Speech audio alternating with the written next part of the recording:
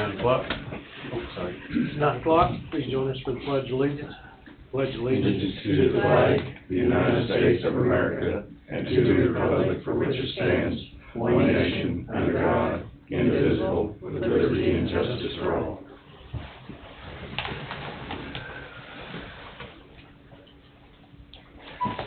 First on the agenda is approve the minutes of March 20th. Also move, Mr. Chairman. Moved by Meeks, seconded by McCurry. Any discussion? Hearing none, all in favor say aye. Aye. Motion passes. Move over to miscellaneous motions. Upon the request of Coffee County Housing Authority Board, move to authorize and direct the chairman to sign real estate mortgage release, acknowledgement of satisfaction and full debt secured by Susan M. Roy Sykes?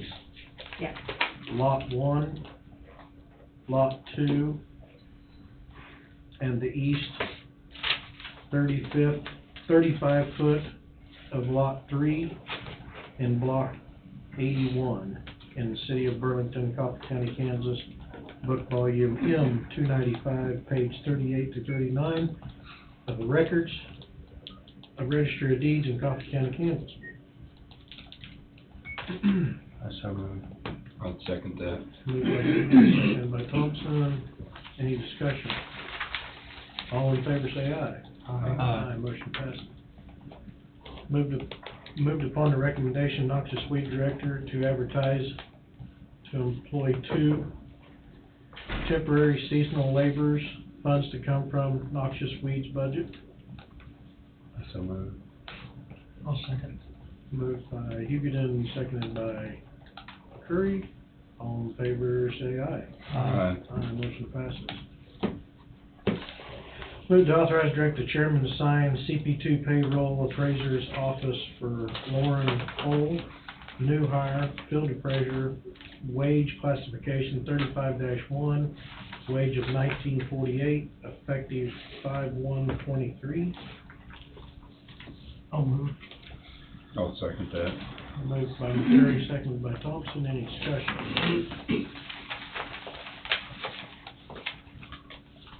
What number is that bringing it in on? 35. I bring it in on 1. Okay. Yeah. All in favor, say aye. Aye. Motion passes. Wade, you seconded that, right? Yes. Yes, I believe so.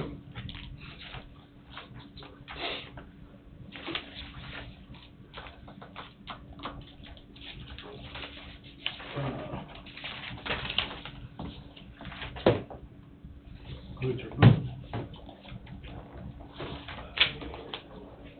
Early 9:05, Tim Johnson. Lobbyist Tim Johnson. Mr. Johnson. Good morning, Commission. How we doing? Good morning, Tim. Okay, number 1 item that I'd like to talk about today is the vote on the KNRC, the Kansas Natural Resource Coalition. I don't know if everybody was able to watch her on the Zoom. I'll try to kind of explain this as quick as I can.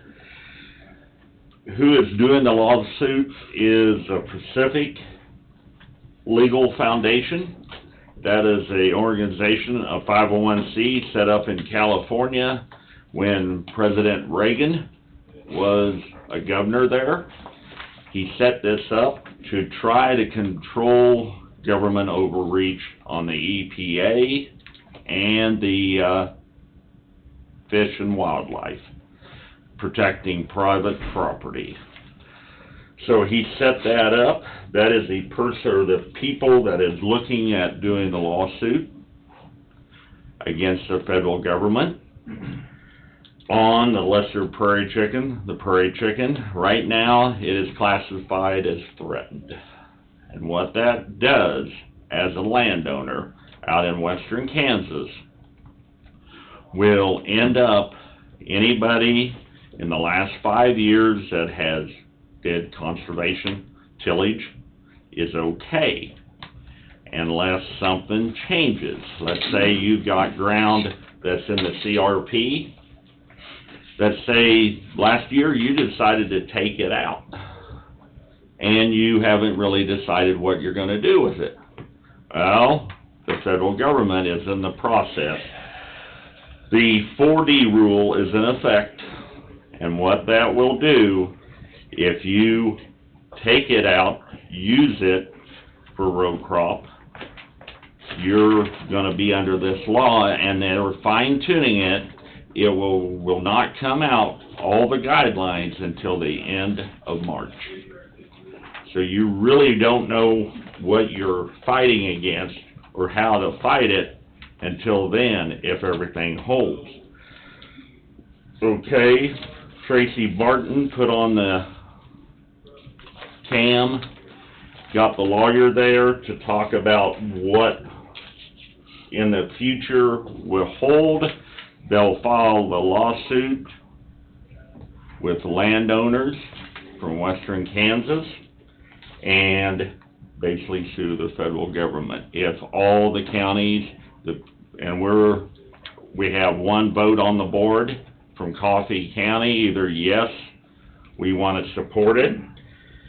The attorney that's handling this is Charles Yates, and he was on that webcam, done a very good job.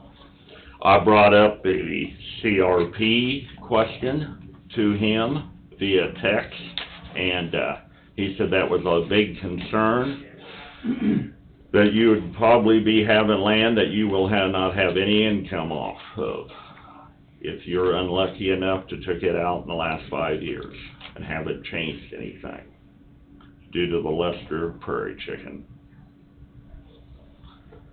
So I guess I'm asking for permission, or have the board discuss it, and we vote. We have to have our vote in by the end of March. It's near. How's all the urban counties where all the more delegates are, how are they looking at this? They probably don't care, do they? As far as suing, yes, they want to, They want to? yes. So who's bringing the suit? Is it the state of Kansas or? The lawsuit will be the private landowners, actually, and the KNRC, and the Pacific, League Foundation. And that's who's have the lawyer. So who's paying for the lawsuit? Basically, it's a 501c, Steve, and they will be handling the expense For the landowners. for the landowners to fight it. But they've got to have the funds to do it. They Even do. though they're a 501c3. They have the They still funds, gotta have the funds to do it. the private donations. Well, I don't know, when we did the resolution to make you a proxy voter for Coffee County, I mean, you bring it to our attention and we could, I don't see why you couldn't vote in the favor that the board wants to go, either yay or nay. I see. I'm in favor. I am, yes. I think there's too much government control and it needs to be pulled back. You have the right to vote, or you just promote our decision to another member. You tell me what the board wants to do, and then I can vote So you can with have the your right to vote. consent. That's the way I understood the proxy resolution that's the way I understood it. That's the way I understand. You get the board's approval and vote in any voting way and cast a vote in the majority favor of the board. All right, I'm on board with Wade. I vote yes. yes. Yay. Yes. Well, that's what we'll do. I'll sign it before I leave. So, do you wanna do a motion real quick to, Move not authorize, Probably out there. No, I don't wanna hang on words though.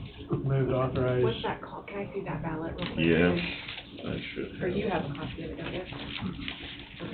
That's just what he's been up to for the last few months. Move to You've been authorize. pretty busy. You've been pretty busy. Yes, very much. Thank you, I've sir. put a lot of miles on, and, right now, the legislation is making a lot of sausage and working a lot of stuff out. When I leave here, I'll be going to Topeka. I have, on today's watch list, 7 bills, and I'll try to make this brief, that I'll be paying attention to.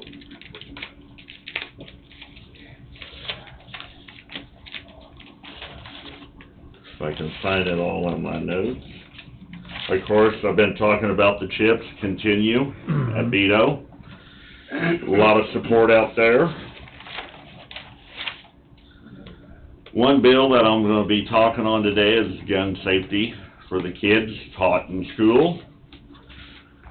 SB 303, gold and silver, legal tender in Kansas. Making that where you can use it for legal tender in Kansas. Gold and silver, ESG and CAPERS, environmental social governance. Right now, it can be limited on CAPERS investing into only companies with higher ESG. They're trying to make it, this bill would make it where you have to look at the whole picture in the fund, and not just because you have a higher ESG score. You said that was capers? Yes, Are they trying to get too much control with capers? that's what it looks like to me. Get it away from just investing into ESG favored companies and funds. Only supporting the ESG. Capers only supporting ESG. Yes. So that got my attention. Okay. Appraisers, I talked to Connie on this one and she's for it. HB 2232, making more appraisers, educate them, training on that, and getting more appraisers out there to the public. That caught my attention. That's the list that I've got to hit on today. You got a busy day. The lobbying list is the list that I've done for you, just keep you updated, I'll do that. And I think that's about it. Unless, You mentioned capers, Tim. yes, How liquid are they? I'm not for sure, Don. You always hear, they're short. That's a lot of concern out there for that. And it sounds like, it's a boatload of money, but I haven't heard anything on it for a couple of years. I haven't either, I'll start asking and to get back with you on that. You don't have no, do you, I don't, Angie? I haven't heard anything either for a few years. Been 2 or 3 years since I've, Now, the we, last time I heard, it was pretty short. that's what, and to me, are we still making payments on that? Paying it back? A lot of concern there. I'll start bringing that up more. With as many people in the state that's in the capers, and I don't have any idea what that number is. I don't either. It's gotta be huge. It's a bunch. You gotta find a way to make it solid. If on the lobbyist list, if you got any questions on it, let me know. Pick up the phone and call. We've got the motion here for your, Do we need to add lesser fried chicken in there or anything? I don't think, is there a date when that vote is? It has to be in by the last day. March 30th? Yes. Maybe we'd put a date of the vote, due by February, March 31st. March 31st, 2023.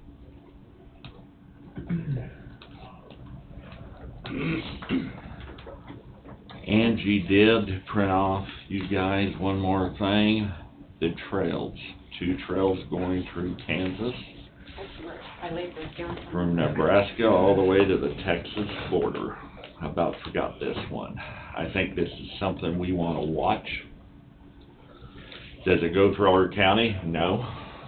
My concern is private property rights again, and how much land is taking out of production. Everything you do sets a precedent, you Yep. know, wherever it's at. I did talk to Angel Cushing, and she kinda spoke, well, she did speak, that, you know, we did a 30-by-30 resolution, kinda got the state's attention. Yes, go ahead. I don't relate it, so. And that helped on the 30-by-30. She kinda spoke, well, she did, and said that kinda go in that direction with this, if we, or the commission chose to. And what is this about, Tim? I mean, I don't. You've got two chariot trails, the Chisholm Trail going through, Angie's got my map, Printed. and, going through the state of Kansas to maybe 3 places for the federal government hiking trail, all the way from Nebraska to Texas through Oklahoma. And it looks like to me it's heading right down the Flint Hills. You'd almost imagine, if they're gonna do it, it would go through the less populated area of the states. Well, of course it will. Yeah, but look at the grazing and the grass and everything you're taking out. I assume they'll, the landowners will be compensated. Yes, I mean, I'm just asking. yes. I mean, you would So assume. far. But if they cut right through the center of a section or something, somebody's property, question whether they're gonna be compensated adequately, Yep, you know. Yeah. then livestock against it, a lot of questions out Yeah, there. you just got people roaming your property, they're not gonna stay on the trail just because it's on the No. trail. Especially through the Flint Hills. Exactly. That's the bad part. You got people getting gored by a bull or something like that, whose fault's that? Where's that going? Where's the liability? Where's liability gonna line up on that? Yep, You know, are they gonna have a cattle guard the whole way, so they can't cross it over into it, they gonna have to build a new fence, you know, all sorts of stuff. you know, looking back, I can remember Angel talking about trails and how much it could eventually affect the states. Well, this has been on Biden's infrastructure bill, so it's funded now. And, I'll be bringing this up to you as it moves along. So, I'll pick that up before I leave. Let's roll this motion while we're passing these out. Move to authorize lobbyist Tim Johnson vote yea, a vote for PLF legislation, Pacific Legal Foundation, legislation, litigation through the Kansas Natural Resource Coalition due by February 31st, 2023. Or March 31st, 2023. I so moved. I'll second that. Moved by Hugo, seconded by, Thompson. All in favor, say aye. Aye. Motion passes. I'll go ahead and lay. Angie, we'll lay one over there for Wade. Yeah. Down again. He kinda likes to get it. You bet. You're gonna move 2 seconds. Yep, Thompson. Well, thank you for your time, I appreciate it. Thank you for the Thank you for your update, time. Tim. If any problems arise, or you need to talk to me, just pick up the phone and call. Any questions? No, thank you for coming in. It's There nice to know, pardon me. is one other thing we need to talk about with him, but go ahead. Oh, it's just nice to know, that you're this busy and that I think it's money well spent on it, so. Thank you. That'd be my comment, we feel like we're getting something for our money. Oh, thank you. I'm trying to give it 110%. Thank you. Because there was a little bit of pushback, an email here, an email there about it, you know, but I think with what you're presenting to the board, like they said, it's money well spent to have our voice up there. Well, thank you. Appreciate it. The next time you see Mike Thompson, I said, hey. I'll tell you what, I see him in the hallway, I'll take 5 minutes and talk to him, just like I do. I've got the whole list. Here's just a few of the legislators that I've talked to, Yeah. and so, Wonder why they're running 3 trails? Why won't one do it? And go different areas. and I'll ask. Definitely different areas, 'cause it's probably 100 miles apart, they're going parallel. Yeah, Probably just. They've got too much money. They're rich. The country's rich, haven't you heard? They're just trying and to of course, have control of too this much land land. will be took out of, they won't be paying taxes on that. Look at how that's gonna affect the counties that goes through. And that trail Makes me going up to Oklahoma is the one with Augusta. Yes, that's what I was thinking about. I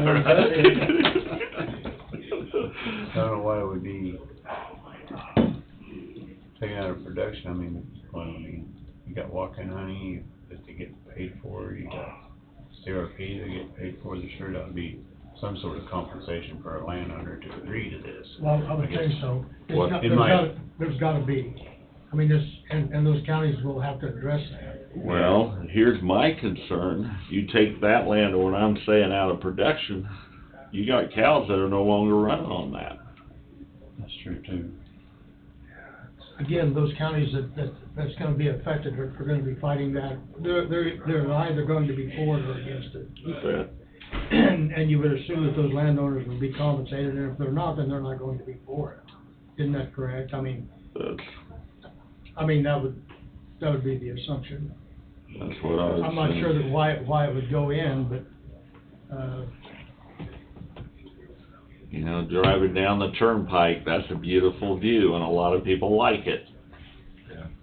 It's bad enough you got a turnpike running through it. Mm-hmm. How else would you ever see it? Airplane?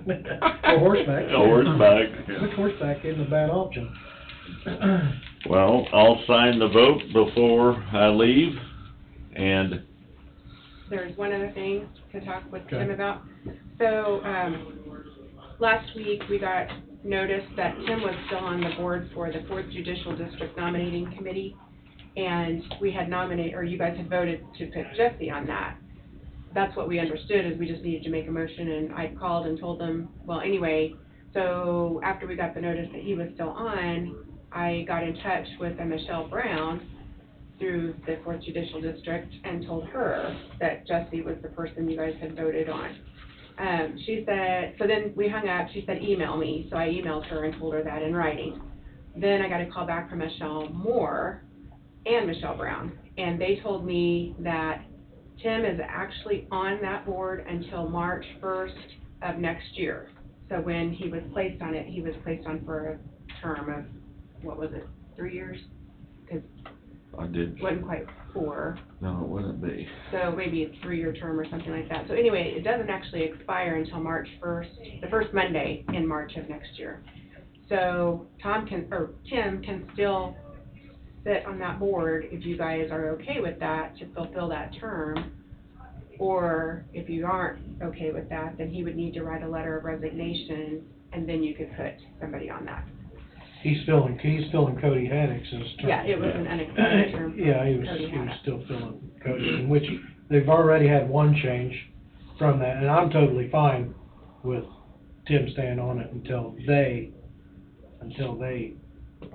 do whatever they need to do when your term expires. Yeah, they said they'll send me a letter next year stating that his term will expire, and then at that point, you guys can appoint someone else or reappoint or whatever, so. But you're fine with staying on. I'm fine with whatever the board chooses. How often they meet, Tim? Depends if anything changes, a new judge. We picked 2 on the term that I was on. So you've got the time to continue to do it? Yes. We'll just leave it as is then. there's no reason to change. Yeah, if that's suitable with you. That's suitable. No sense in introducing somebody else for a short-term deal, that's the way I look at it. Right. Well, thank you. Merry Christmas. I need more stuff to do. Thank you, everybody, I appreciate it. Thanks, Tim.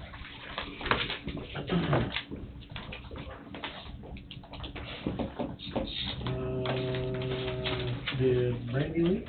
Yeah, you guys approved her motion, so she Oh, doesn't okay. need to stick around for anything else, so. So we'll do our 9:30, economic developer, Bobby Skipper. Good morning, Commissioners. Morning.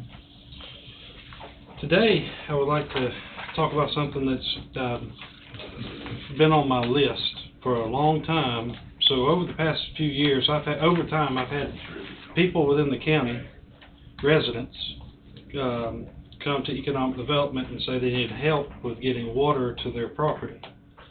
In a scenario where they were close to what is the end of service for the water district that they live in, but the cost of construction was too much, or they just couldn't afford it, or were unable to pay the cost to get water there.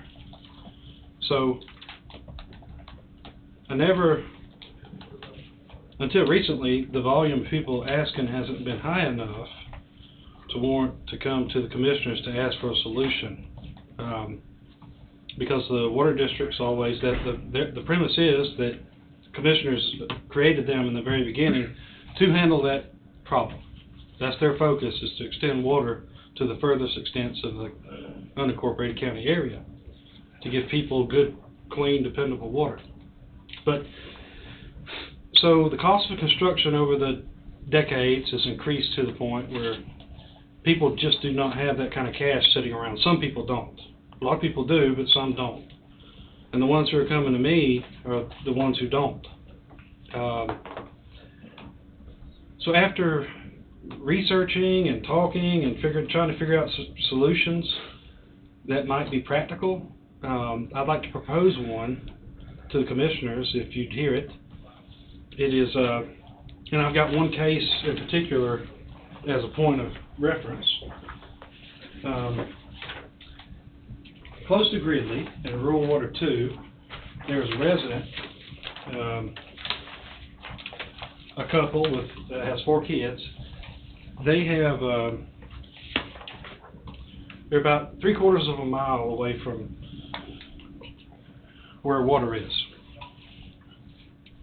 And the cost being quoted to them to connect is about $40,000, because it has everything between them is in really tough, rocky terrain.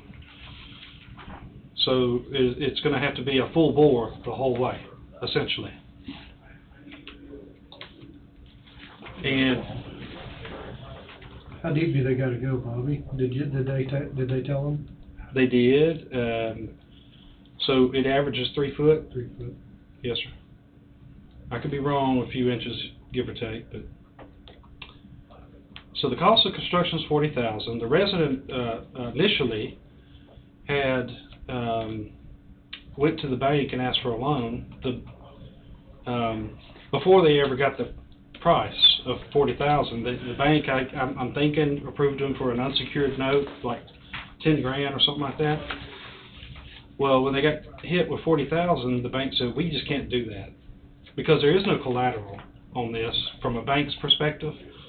There's nothing that the bank can go repossess if the customer quits paying, because it's rural water or county property. You can't assume the residency or the house for collateral? They could if there was equity in that collateral. So in the case where people don't have the money in the first place, they probably don't have any equity. Or they're loaned up already. Yes, sir. And so that is the first level of recourse. The natural recourse is for a bank to take equity as collateral and a loan to that person to pay for the construction. But so in this instance, neither of those exist. There's not enough cash and not enough equity for a bank to do the loan. So what I'm proposing to the commissioners is, in these particular very few instances, where there may be 10 countywide, I'm just throwing a number out there. Instead of taking cash out of the taxpayers' coffers, out of general fund, and trying to remedy the situation, let's give a loan guarantee to a local bank, and make that guarantee good for up to 15 years, to amortize it out a little bit longer, to allow the customer to repay it comfortably, as opposed to having a real stiff payment every month. Because we don't want a default. We want that customer to be able to afford to pay it back. So the county doesn't actually dish out any money. What we do is we tell the bank, okay, we'll give you a guarantee, and if the customer does not pay, we'll pay you, bank. We'll make you whole. But we also tell the customer before they ever do this, if you default, we're going to have to place a special assessment on your property over a period of 10 years. And every time you pay your taxes at the end of each year, you'll pay that special assessment too.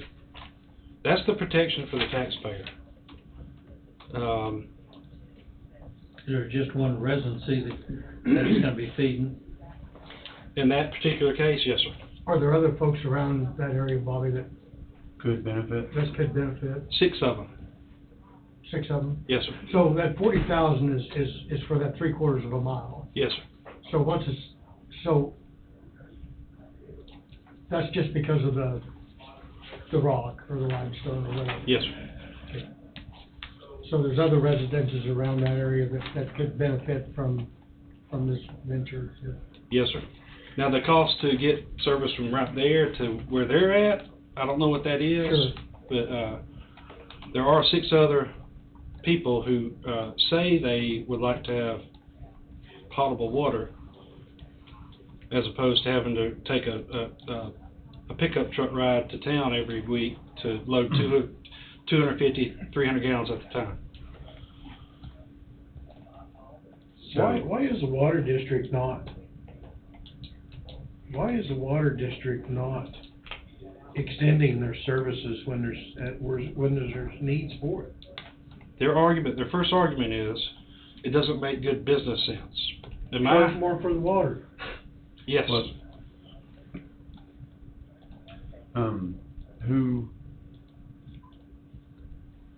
who put in the original water lines to everybody that's got service now? Wasn't that a Who federal paid? grant that started to, maybe Yeah. I some don't know. kind of a grant, I think, that paid for Years ago, rural water to that's- start with, I think. Yes, wasn't it? in the New Deal, when Roosevelt built the interstates, he also told every county government in the United States, you have to create these water districts. And the goal of the water districts is to provide service to rural residents, and we'll give you the money to do it, right up front. But you're supposed to charge a fee and make a profit and continue to reinvest in your system, but for whatever reason, that has been lost over time. That idea of continuing to reinvest. Because when the people got on it to begin with, it was minimal. I mean, I don't know if there was hardly even a charge for getting the water to you. A lot of people wouldn't even take it because they didn't want to pay that monthly minimum. They didn't I wanna don't pay need that it. They didn't recognize the value at the time. Yes. And of course now, I'm sure it should have been, meters everywhere, but. Does that include the meter on that? Yes, sir. It includes the meters. So the meters are what, $2,000 or $4,000? Is that right? Try about 10. Is that where they are? There's 3. Three by the meter. Well, it all depends on where you're at. Well, Correct. that's gonna be question number 2 is, can Rural Water District number 2 supply the water even if there's a line? In this case, yes, sir. That's one of the, so in the very beginning, before I ever come, in this proposed policy, before I ever come to the commission, I've already asked those questions. Okay. Is there adequate capacity? Are you gonna have to upgrade your line to be able to get this extra water? And they do have that Yes, sir. capability without. Having to make major upgrades, yes, sir. So your proposal would be to We have. co-sign it, and if they don't have it paid back in the 15 years, then We assess it to the property. we pay that portion of the loan off, and Yes, sir. So we have in our fund balances is 155,000 in Coffee County Rural Water Infrastructure. I know we've never tapped into that, but what is that there for? That was just leftover funds from years ago, it's just been sitting there. Some of the grant money that was given to originated? That I can't tell you because it's probably been there long before me. Probably part of the original grant. So, No, go ahead. So I that's mean, been the there money's for a while. already sitting there. So that's been there for a while, Tom, is that what you? That's my question. Yeah, She said for it's been sure, there over since 20 Warren years. Energy. It's been there over 20 So plus those, years, there's $155,000 laying there. I'm just, And how much But- of it? but I don't want that to snowball on us either. That's my thing. That's what, Here's the that's problem actually, is- that's what's gonna happen. Yeah, I mean, a person needs to do it, I think, the way Bobby is presenting it to us. That way, in case you do get a snowball effect, we're not having to fund it, because you do it for one, you're gonna have to do it for whoever comes forward. That money was probably put in there for the districts themselves, would that? Could- yeah, that I would could be. assume. It So- sounds like we need to do some exploration on that, but with that all being said, I mean, if it doesn't make business sense for Rural Water District Number 2 to fit the, excuse me, whole bill, is there a cost share we can do? I asked that question, not just to Rural Water 2, but to multiple districts, just pinging ideas. And uniformly, they're all opposed to any financial investment. They are pretty, I mean, I'm not gonna use words to describe how I feel, but I think they're pretty close to any. There's a pretty good sized area north of Leroy. Of course, real water comes in to within a couple miles north. But there's a pretty good sized area there that didn't want to be on a part of it because they had huge amounts of well water. Well, there's been a little bit of an issue with the well water being ample. You know, I understand, I don't mean to be negative, don't misunderstand me. When we moved southwest of Leroy 23 years ago, we used a Culligan system out of a pond, which was darn good, but it wasn't the most efficient and everything.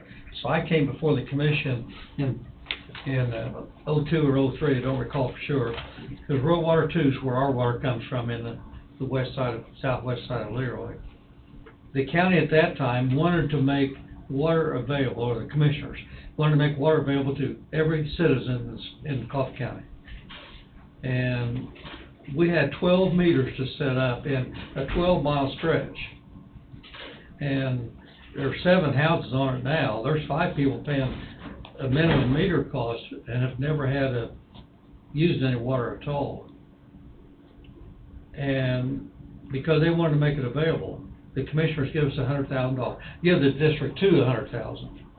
And they went to the government and got together, and my numbers may be not completely accurate, it was $350,000. Yes, sir. We're paying a $50 minimum for 40 years. So that may be, if there's 7 of them fairly close, that may be something we could do. Provide funds for 20%, if the district could go after the other 80% or whatever. I have a little problem just going all in, because I Agreed. know the snowball effect, and that's an assumption. That would be a good The use. snowball effect, I think, is gonna hurt. That would be a good use of that money you're sitting on, I think, is to leverage it with other grant money. We can get grants. If I have 10 people come to me and say, we don't have service, we want it, but they all are willing to commit to pay for that service with fees, then yes, we can go get a grant. And we can use that money for match. The 100 and, I think we need to probably get more numbers, more facts, and take a look at, my opinion, take a look at it that way. yes, sir. That way everybody's got a little stake in it. But keep in mind, We know there, hopefully, in the next 10 years, our housing developments could be huge. yes, sir. So these water districts are gonna have some demand. Well, keep in mind, that's great in theory, but the realistic, the reality of what we're facing is individual people coming to us piecemeal. They're not coming to us at 10, 20, 30, 40 at the time, where we can go get a grant. In order for the grants to work, you'd have to have multiple. to make it work, to make it worthwhile. Yes, sir. Well, maybe this information out on the World Wide Web, maybe there'll be more people team up and come forward. You know, hey, you know, we own 10 acres over here, but we can't get water. Yeah. We'd like to build a house here if we could get water. And there Yep. might be 4 others along that line that is possibly the same too. And also, it is good for property owners if they wanna sell off 10 or 15, 20 acres. That's right. You know, you can't sell it if you can't get water. That's right. You know, And and I mean, then that's a big thing. You can't get a loan on well water. That's right. It's virtually impossible. The meter makes that property worth more. Right. Or The Thing thing that that costs 5,000, the meter may add 20,000 value to it. Exactly. yeah, Well, the other things we do for infrastructure, we might look at that a little bit from this angle too, the possible tax revenue that we might collect additional. by having additional If homes. we had some more Yeah. water available too. What's those people using for water now? Every week, they go to the Gridley filling station and haul, 3 times a week, 275-gallon totes, 3 times a week. So they've already got a house structure there. Yes, sir. The other 6, are those residences that's been built there for a number of years? And evidently have well water or pond water or something? Without putting their names out in the Yeah, wide web, I don't they're put names out either. at the very bottom there. Those are the other addresses. So, You know, we're just planting a seed today, so Yeah. to speak, as Wade likes to call it. If there's 6 other residents along this line, is that what you're saying? Yes, sir. Residences been there. Now, right now, just like Mr. Don said, things are okay right now because their wells are good. But just like you said, in that area, the water tables fell. This particular 20 residence foot doesn't of- have a well, is the whole problem, right? They have a well, Oh. it's tapped, It's gone. I mean, gone, yes, sir. Okay. And this comment's gonna sound negative, and I don't want anybody kind of these residences, how many of them refused to hook up to the rural water 25 years ago? That's right, And now that they're short on water, they want us to help fund. of course. That's the issue of North Leroy. Yes, sir. You know, a whole bunch of them, because of good well water, they just didn't need it, didn't want to spend a little bit of money at that time. That's right. Where now it's a lot of money. And you can't blame them, they're I private don't mean that to be individuals. sound negative, but Yeah. But things change, water changes. If there's 6 people along this 3/4 mile line, you divide that price out by 6 people. Well, that's beyond the So it's 3/4. beyond the 3/4. Yeah, they got. It's another surrounding area. Yes, sir. might be another 200,000-300,000. That's right, it would cost a lot, but, Fair amount of that's rock in that area. Is this a blacktop road, gravel road, gravel? The 40,000 probably is now at line in 74 when my wife and I took Sharp over. It didn't have water, and we had to run it, roughly half a mile. At that time, it cost us $8,500 to get it ran, and that was in 74. So, here it is, 60 years later, 50 years later, and 40,000 running through hard rock. And that was the problem out there, was they had to run through rock, so 40,000 is a lot of money, yeah. but, And some people have it and some don't. oh, sure. It's, 40,000 is hard to come up with. Yes, sir. And the proposal and the policy I'm talking about, it's of no consequence to the commissioners until somebody, unfortunately, if it ever happens, they default. But it's unlikely that people with that kind of homestead are not gonna, it's not like a house in town. This is a home out in a rural area with, other things going on. Very unlikely it would ever default, but if it did, the taxpayer is still protected by the virtue, we have an agreement to place an assessment. So we're talking about a guarantee, not about any money going out until there was a default. That's right. The county's not proposing in this proposal to extend any cash out of general fund. Only to tell the bank, hey, we will give you we'll give you recourse, bank, if anything ever happens, but we want you to make the loan. Cause you put a line in there for all 7 residencies, that's 3/4 mile, might even come down from 40 to 30 if they get a larger loop involved. Yes, sir. I think we got some responsibility to help every citizen we got for water. It's so critical anymore. I think we need more facts and more information myself, Bobby. Yeah, yes, And sir. maybe work with, I don't know that that's a bad proposal, though. If we're guaranteeing, and then we're gonna look at being assessed back against their property Okay. in the long run, looks like to me, we would get our money back one way or another. That's- Might be a that's- little painful, That's the way but I'm leaning. I think I don't think that it's a bad plan myself. No. Well, just to satisfy, what you said about thinking on it, I totally urge you to think on it, and I mean for you to. But I have done a lot of thinking about the pros and cons and what the effects to the commissioners, in this, and I think that particular policy is pretty viable. And, one word of caution, don't want to get caught up in trying to plan larger projects, because that is technical and that costs a lot more money. I mean, then we're talking about actually having to take money out of, for a big project to get a grant or something. Right. But, if the commissioners will think on it and let me approach you again at some point. I told these people I would give them a call. I'm sure there's a solution somewhere. Yes, sir. I mean, when we got that money sitting there, Yeah, I don't know. yeah, we wouldn't be, Well, You could take our collateral for the bank too. yeah, you would think the majority of them would pay the loan. We're not giving them the money. right. Give them the guarantee.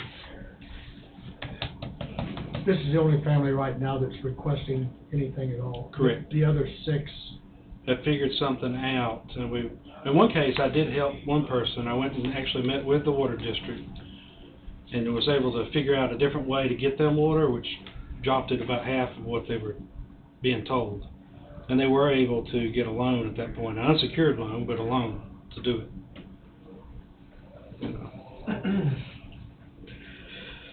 I've had issues with water, and I do believe I'm on the last line, and you can't have anything in between me and the blacktop. I'm on the last, and I have good water pressure, but in between my place and the blacktop, you can't put any more homes there, because that was the end of the line. They can't support any more off that side. So, to me, the only way they could do that is by enlarging the That's a system. bigger line. That supply line, yeah. That's what I'm told about. Jacob Street area. is there grants out there, Bobby, to supply and build to one residency, or does it need to be more residencies involved, or do you know? It has to be many. So they have a scoring card, and there's 2 or 3 different grants It's to do fair to this. take more than one. They want to see impact to a lot of people. Those grants are 75, 80% grants? Yes, sir, majority of they're them? 80%, all of them. One of them's USDA, and the other 2 are CDBGs. And they're all similar. That'd even save the residencies from paying back if you can get the grant funding. One thing we're faced with is, let's say it's in Gridley. Gridley would have to ask the commission to cover what would be the match on that. Which you probably would. I mean, I'm just guessing if they were gonna service new water to a lot of people. But the problem is, a lot of times, because of the fact they want a lot of impact in these grants, they only want to do them in high concentration areas, which is defeating the whole purpose of getting service to rural people. Does Water District 2 have the water pressure to serve, the water capacity to serve another 100 homes? I doubt it. I mean, that's something else you're gonna run into. Even though, even, you build the lines, if you don't have the water capacity to get to them, then now we're faced with having to rework the water treatment plants That's right. and build up their capability. That's right. So, I mean, it's one foot in front of the other. I mean, it really is. I don't know what size line they put in southwest Leroy, that's 12 miles. I'm on the far end of it, 12 miles away, and I've got plenty of pressure. Probably an 8 inch. But how many more houses would go on it, I don't know. Well, thank you, commissioners, and I'd like to come back and talk to you about this again sometime. Oh, yeah. Thank you very much. Okay. You got Thanks, Bobby. anything else? You don't have anything else? No, sir. You don't have anything else? Okay.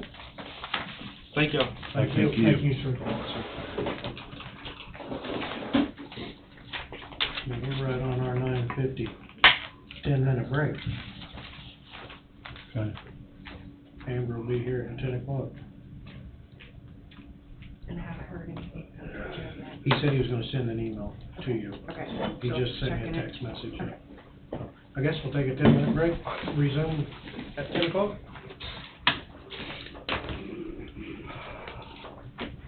Mine's in the yellow most days, Yeah. sometimes red. Mostly it's red. Mine too. Let's see, where are you? We're back live. Here you are. Right? Yeah. Which one is it?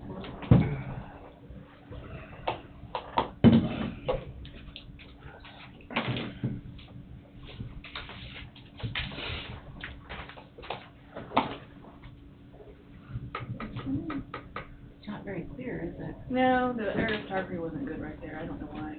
It is everywhere else in the county, not right there. Oh, anyway, it's there for you. All right, it's 10 o'clock. Emergency management, Amber, you're up. Okey-dokey. Hello, everybody. Just a couple of things, well, 5 things, not gonna lie. We're gonna hold you to a couple. Yeah. Realistic. We had the National Weather Service Storm Spotter Talk on March 7th. It was a pretty packed house. We had 50 spotters and 10 members of the public attending. If anyone missed it, wants to attend virtually, I think there's a virtual storm spotter class on April 6th. I need to request a permission from the commission to send 4 people to American Signal Siren School in Milwaukee, Wisconsin. It's May 2nd through 3rd. This is a class that we've attended before, but all the people that attended are either gone or would need a refresher. The class is $2,500, which comes out of my budget, and it's $2,500 for 5 seats. So whether I send 1 person or I send 5, it's $2,500. I've recruited 4 people to send. My new siren person will be going, of course. 2 dispatch admin personnel, because dispatch is the first person to get some kind of error that the sirens have messed up on their system, and they're also the ones that set off the sirens. So, after talking with Dawn and Tom Johnson, they came up with 2 people that they would like to send to know a little more about the sirens and how they run. And then the 4th person, is one of Tweet Electric's employees that Creighton Cox would like to send. He's already taken the class, and he would like a refresher, but actually he said he would like his other employee that works with him to go, because they're the ones that we would call if anything major happens. And they're pretty familiar with all the electronics for the sirens and everything, so. Got the okay from the sheriff. I would cover their training, their flight, hotel, ground transportation, and meals. They'll fly out, they'll have class for 2 days, and then fly home. And the commission had asked department heads to get approval for out-of-state training, so that's why I'm asking. That's okay. I don't know if it needs to be a motion, or just a... I don't think we were. Yes, you can do it, or... It's pretty much the closest, I mean. Yeah, it's the only one that... That's the yeah. nation, Yeah. so to speak, okay. That's where their Sounds headquarters is, and that's where they teach them. Sounds good. Yeah. Now that we have the sirens, we better We have better get somebody on it, who knows yep. how to operate them and work on them. Yes. Yeah, I think we've just been asking them to notify us, so we know what's going on and approve it. I don't think we've taken motion on out of state, we've just been consensus, so. Yeah. Okay. Thank you. Thank you. Number 3 on the list, I wanted to let you guys know that the Kansas National Guard has came to us and asked to place a 20-foot Connex box behind the Joint Services Building, / Ford staging area, which is at Old 75 and Highway 50. Angie pulled up the map up there. This is a county-owned building, but the National Guard and the Highway Patrol report to this location to set up command for roadblocks and access control during Wolf Creek events. So they have supplies in that building, but they're upstairs, up in the rafters, and they're things like roadblocks and tables and chairs, various things for access control, and they don't like having to lug them down the stairs. They kind of felt like it was a safety issue, so they would like to place a temporary Connex box on the east side of the JSB right there. So the red box Is that the red box? Yeah, is the 20 by 8. The brown is kind of a rock pad or rock garden, I guess is what you call it, surrounding the building, and there is an electrical going through that rock, so we didn't want it up against the building over that electric line or anything. So, How much property does the county own up there? that whole triangle right there. The whole Mhm, yeah, area? Runs Yeah. up to Charlie McCormick, I think, doesn't it? I think so, yeah, I think so. Because you've got, there's a Salt bin there. salt bin Yeah, there. yeah. And that might be KDOT. state. Yeah, I was gonna say, that's KDOT, Oh, right? that's right, that's Yeah, right. that area is KDOT's, but ours is everything. It's like a triangle right there. So we own all that land there. So we had to take those trees out, that had some kind of pine disease. So, they're gonna go ahead and, they're gonna buy the Connex box locally, and then they're going to find someone locally to paint it to match the building, and they're going to find someone locally to pour the concrete pad for it, and then they'll have the box brought in and set it down. They'll be in charge of all the maintenance, and we're drafting up an MOU with them. We need to update the MOU saying that they can use that as a forward staging area, so we're just gonna throw in there that the maintenance for their Connex boxes is their own. No power or water or anything to it, it's just sitting there, so. It's just a storage box. Yep, just a storage box. And it'll have the concrete pad, and that's it. Where's the water come into that? It's marked up there, I think it comes around the outside. Okay, so it wouldn't be over the No, top of the yeah, water we either. went and had them, dig safe, mark everything up, so. And it's just the electrical line comes down that brown rock garden right there. Yeah.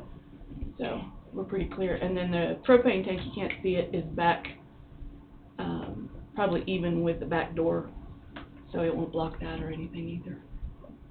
It's a pretty good location. And you can't see it from the road. I mean, if you turn on Old 50, you'll see it back behind there, but it's not gonna be too much. It'll get there, it'll help give more storage inside Yes. the building too. They'll take everything out Yeah. of the upstairs. Yeah, so then I'm gonna move some stuff that we have from our EM building at the landfill up there, and then, that'll give some room out there too, so.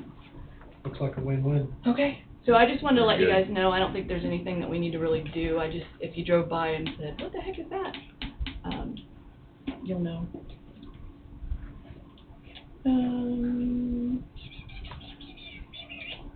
Something we kinda need to discuss at some point, and it doesn't need to be right now, but just to get you thinking.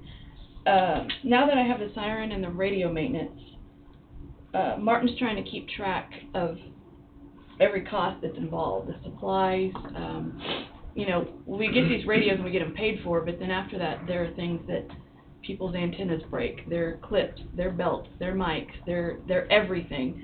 There's not a line item in my budget for sirens or radios. So I'm just kind of paying this out of the EM budget right now.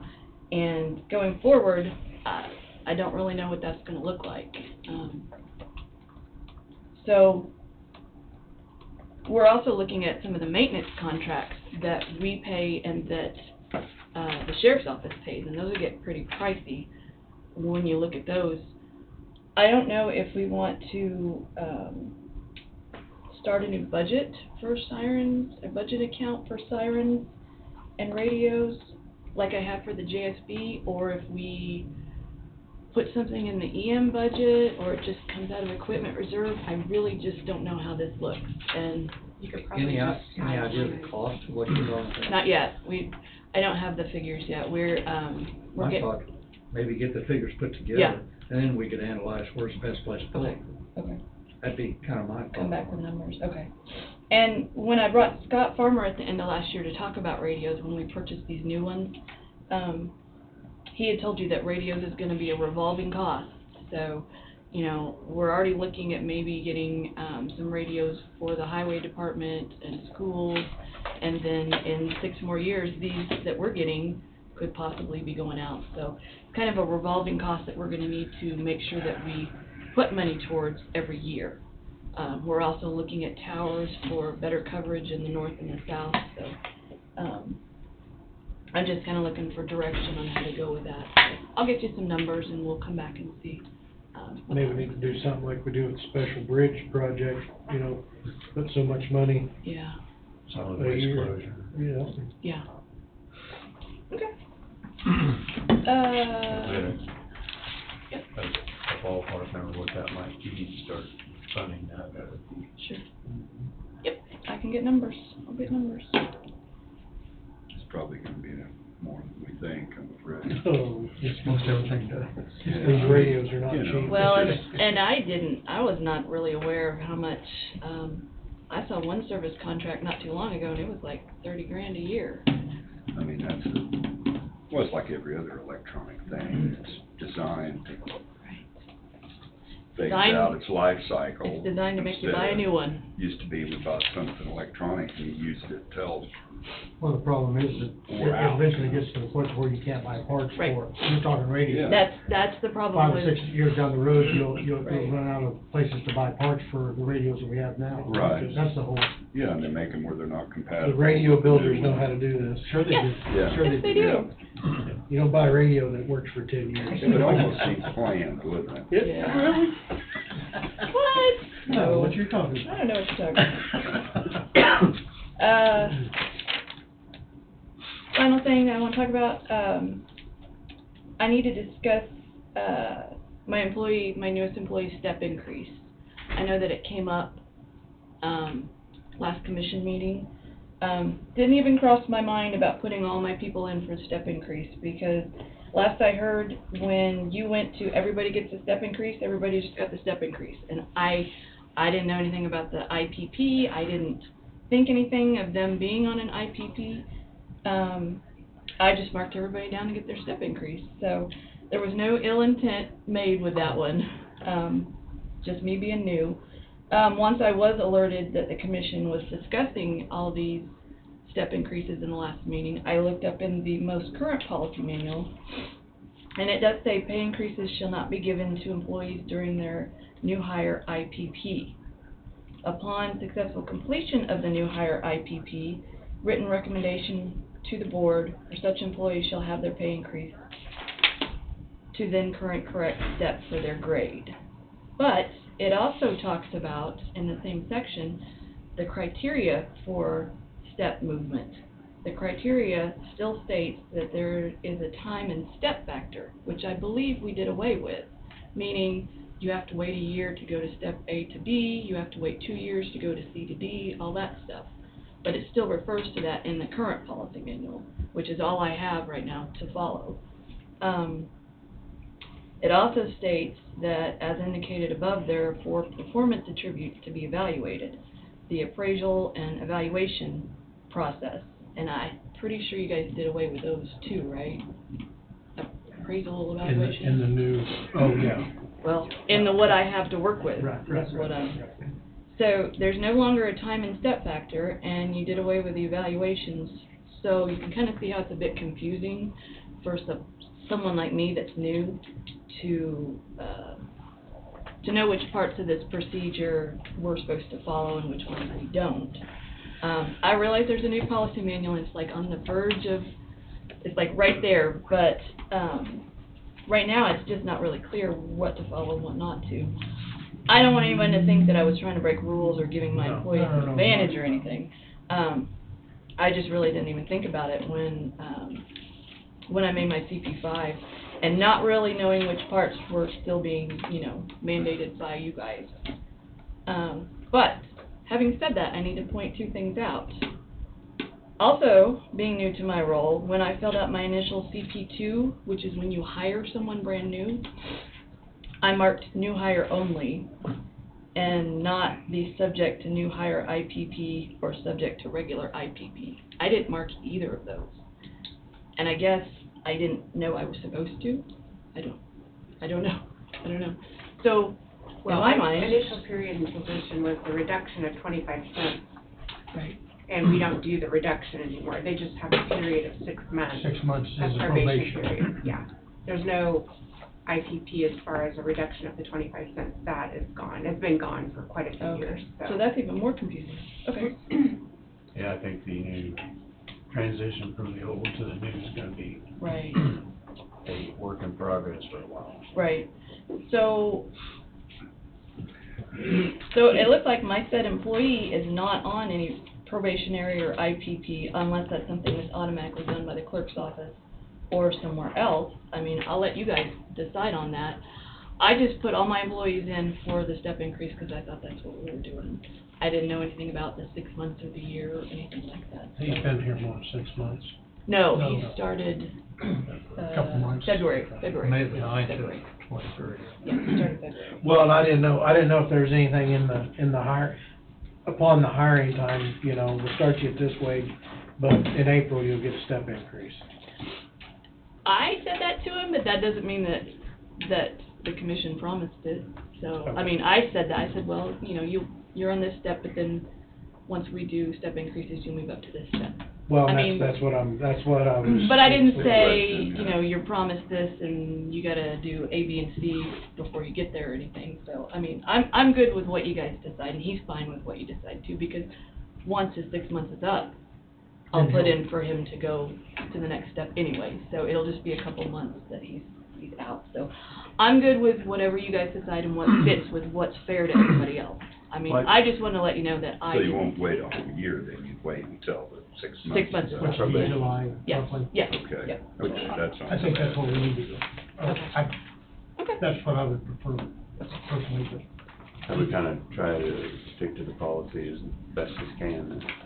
That Okay. way, I think. Because the Yeah. 6 months not in the policy. It's not in the policy right now. That's something that you guys came up with. I thought it was like 180 days or whatever. Is it 180 days? Is that in there? Yeah. Yeah. But it's under IPP, which is not what we're doing, right? Well, we still have the 6-month probationary period, but we did away with the 25% reduction for Okay. 6 months. Part of it, okay. I know it's confusing, It's but. confusing. So this is Like I why, think that transition will be. It will still be 6 months with the new policies too. okay. This is why I had mentioned it to Wade during some of these, meetings that we were having, that a guideline or a checklist for hiring people would be really handy. You And I know, think just that's so- being worked on as well. The second thing I need to point out is that one of my other employees was hired December of 2021, and they received their step increase in April of 2022. So to say that we don't do that is kind of like,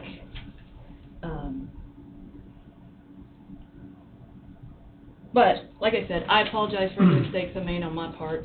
I went ahead and moved him, and I probably shouldn't have, but, I'm good with just holding him out till July, if that's what you guys would like to do. Well, with your last statement, I think, And- with your latest employee being hired within the last 2 months, probably did draw attention to that Right. particular It got policy. noticed, yeah. It got noticed. I mean, the December 1 to April 1 could, I mean, you're talking 1 more month, Right. so. But this was, he There's just some got give and hired. take on both ends, Right, so. yep. So, I mean, I'm new, some of you are new, it just kind of slipped by all of us until now, so. That's my story, and I'm sticking to it. And that is. We all learn something new every day. Exactly. That's all I have. So you guys have any questions for me or anything you'd like me to do or see? Thanks, so I have not had taken time out to come down and meet your new employees and come back. Oh, he did come up. It was one of those things. He was here last, Yeah. 2 weeks. 2 Well, weeks. I 2 weeks still- ago. I still need to make the Yeah. effort, not. Yep, come on I'll down. try and He's get, down there get to today. that point. Yeah. Very good. Well, thank you, guys. Thank you. Thank you, Angie, for putting that up there. Yes, you're welcome. Yeah. Thanks. See ya.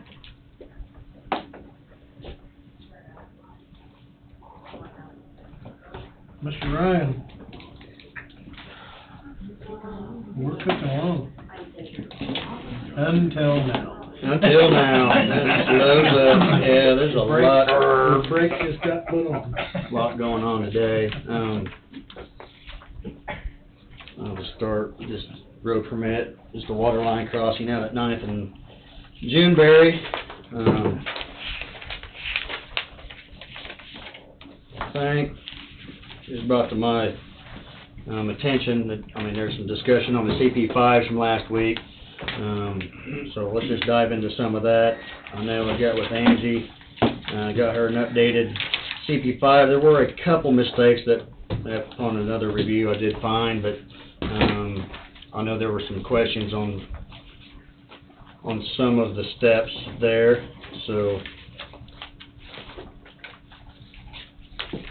I think we got them pretty well cleared up. I think there is one, I had a question for you, Ryan, but we can discuss it later too. Okay. 12. Numbers, I don't Well, know. I put the new sheets in your book. You did? Yeah, it's the very front one. Or the second I to the front. put a sticker on And you can compare to the old one too. I left the old ones in there. So, there were a handful that, shows a double step. You know, I had some discussion with you guys on some CDL, when we,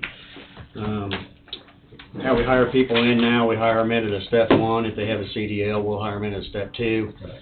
And so, you know, I think we need to start, as people get those CDLs, you know, they would have started at a higher step had they had it when they were started with us, but, you know, I think we'll start giving that step raise after they get their CDL. So we had 6 employees that, since we implemented the new wages, that was hired in at a step 1, and so went back and went ahead and gave them that extra step for getting their CDL. So that was going back, you know, I think 2 years total. So that would be, The way it looked like to me, maybe the paper hadn't been updated, is what I kinda thought. Maybe when they did their,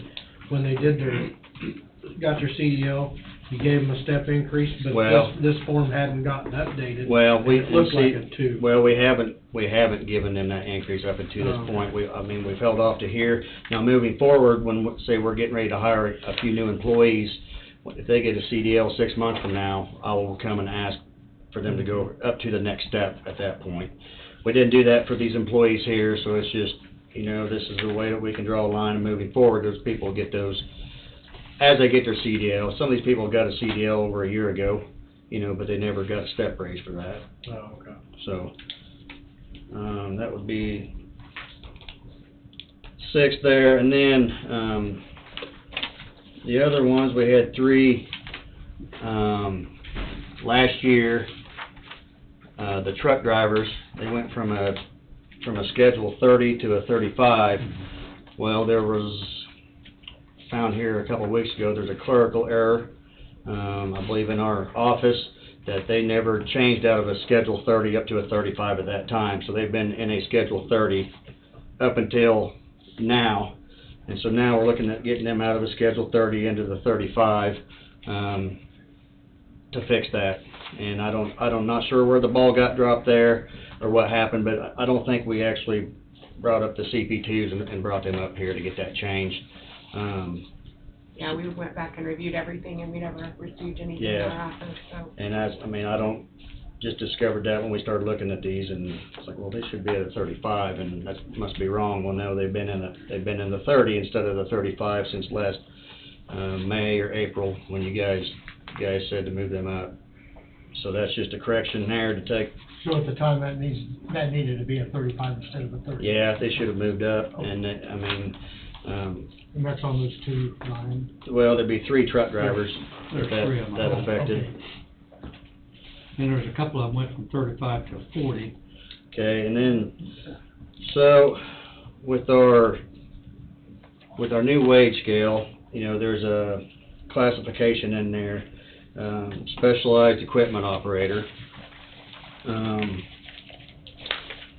In order for somebody to go to that, there's kind of a definition, and basically it's 5 years of progressively responsible heavy equipment operation, with 2 of those years being employed by the Coffee County Highway Department.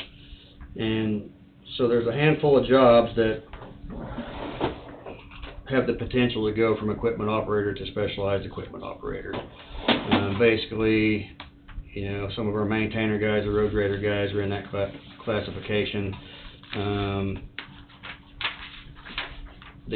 Our dirt crew assistance fleet, we're in excavators, scrapers, dozers are the other ones. So we have 2 employees that, due to the time that they've been in those positions, it would show that they need to go from a heavy equipment operator to a specialized equipment operator. Their job's not changing any. Their job's not changing, it's just, yeah, I mean, that's just following what we have because of that wages and the classifications there. You know, I'll be honest, that's a difficult one for us. You know, that got in there, you know, we kinda have to live with it now, but, you know, all we have to go off of is the job description and who fits those categories to move them there. So basically there's 2 employees, somebody on assistance fleet, and then, 1 guy that runs a maintainer.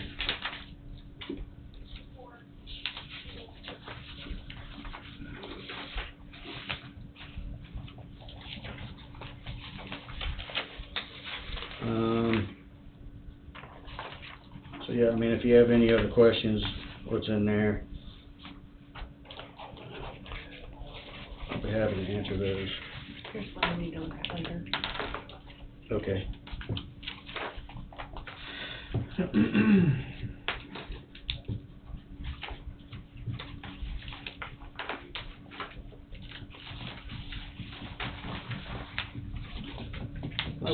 I would look at a specialized, I don't know, I'd probably look at a specialized heavy equipment operator.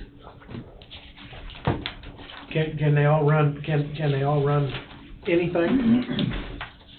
No, I mean, that's not the case. By the definition, it's, operates specialized heavy equipment, primarily motor grader, in successive passes, basically putting stuff to grade, and on assigned roadways. It's kind of vague. You know, I think the original intentions when we started discussion on this new wage stuff was we had blade guys that had been maxed out for 20 years, guys that have been here for a long time, and so I think the intentions were to try to find a way that they would have some room to grow. We wound up with this category. I mean, honestly, I wish we wouldn't have had it, but I mean, we're stuck with it now. You know, we can't take it away, but you know, and really you're talking, it's just a nickel difference between that wage and the next wage up above. You know, you don't really see the money until you max out, you know, and if you would max out in the equipment operators, then the specialized equipment operator would be making more money at that point.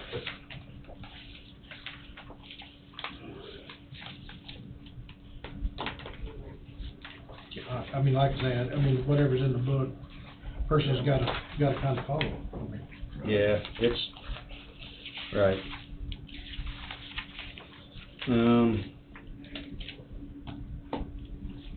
Yeah, I don't know what else to say about that. I mean, like I say, if you got any more questions, I'll be happy to answer them, or hopefully I explained it halfway decent. I get it.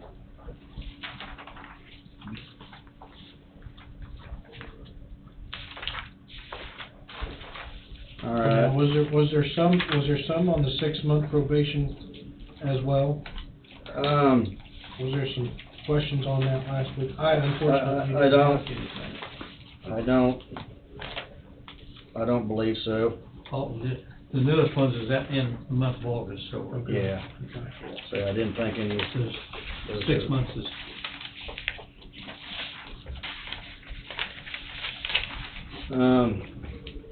Yeah, when it comes to wages, you know, we all know that there's delicate situations to handle. And, you know, we need to be as consistent as we possibly can. Absolutely. But there's times when we gotta get away from that. If you know, if an employee has earned the right to go an extra step, you know, whether you talk about CDL. Right. Talk about job performance or something. No, I think that's right, and, you know, one thing, some point in time, I'd like to have some discussion on, some training that we're looking at getting a lot of our guys involved in, and, you know, training's very beneficial for our employees, you know, and I think I think it's justified. You have X amount of training, I think it could be justified to show a step bump, for what we're getting, what our employees are getting out of that training. And, you know, that's a discussion for a later date, but that's just some things I'm working on, to look at down the road, maybe starting to implement something there that, you know, possibly there'd be a option to have that happen twice over the 22 steps, that somebody could, you know, have X amount of training and get a step raise out of that. But, put some numbers together on that, some information. At some point, I'll present something to you guys and enter into some discussion there, but I think it kind of falls in suit with the CDL stuff. I mean, If employees realize there's an opportunity for an extra step or an extra promotion by taking more training, Right. you know, they're gonna be more apt and willing absolutely. to do that. Absolutely. And it's probably increase in safety for all of our employees. No, too. absolutely. I think we need to look at the safety side every time they take training class. Right, right. No, that's one thing with the Road Scholars. They've got a lot of good classes for what we do, you know. I mean, I know I've told you guys before, the level 1 stuff's all technical classes of stuff we deal with, so it's beneficial for our employees to take all those classes. Moving on. Move on. All right, next we have just a FYI, excavator, we're having a couple cylinders resealed. Be right at $12,000, basically it's the main lift cylinders. Leaking, and we just need to get them, so that's just, you know, anything over $10,000, try to clue you guys in on what's going on down there. This machine has over 11,000 hours on it, which is starting to get up there for an excavator. We've started putting together a plan, I guess an equipment replacement plan. Right now we're way behind in some equipment with some blades and some dump trucks and excavator. And so just looking at how we can overcome this and starting to lay out a 10-year projection on exactly what our equipment needs are going to be for each year. And, you know, we're going to have to move some money around in our budget, but there's probably going to be something at some point. We may need to try to figure out how to get a few extra dollars, you know, over the next several years, a little bit each year to help us catch back up with where we're at. Just to give you, for instance, our motor graders, typically would have those around 10,000 hours. Would be a lot of hours. Maybe our spare blades would have 10,000 hours, just kind of how we did in the past. And right now we have 5 that's over 10,000 hours. 2 of them have over 16,000 hours. Ideally, with the motor grader, you get around 8 or 10,000 hours. You either need to get rid of it or you need to do some rebuilding and run them out another 8,000 hours. You start looking at the value of a certain amount of hours when you get rid of equipment. If you get rid of something with 10,000 hours versus 16,000 hours, you know, there's a dollar figure there you get back. But just starting to gather some information and put some numbers together there. But we really need to do something moving forward to help us get caught up on equipment. Dump trucks and excavator and blades basically are big money items we'll be talking about there.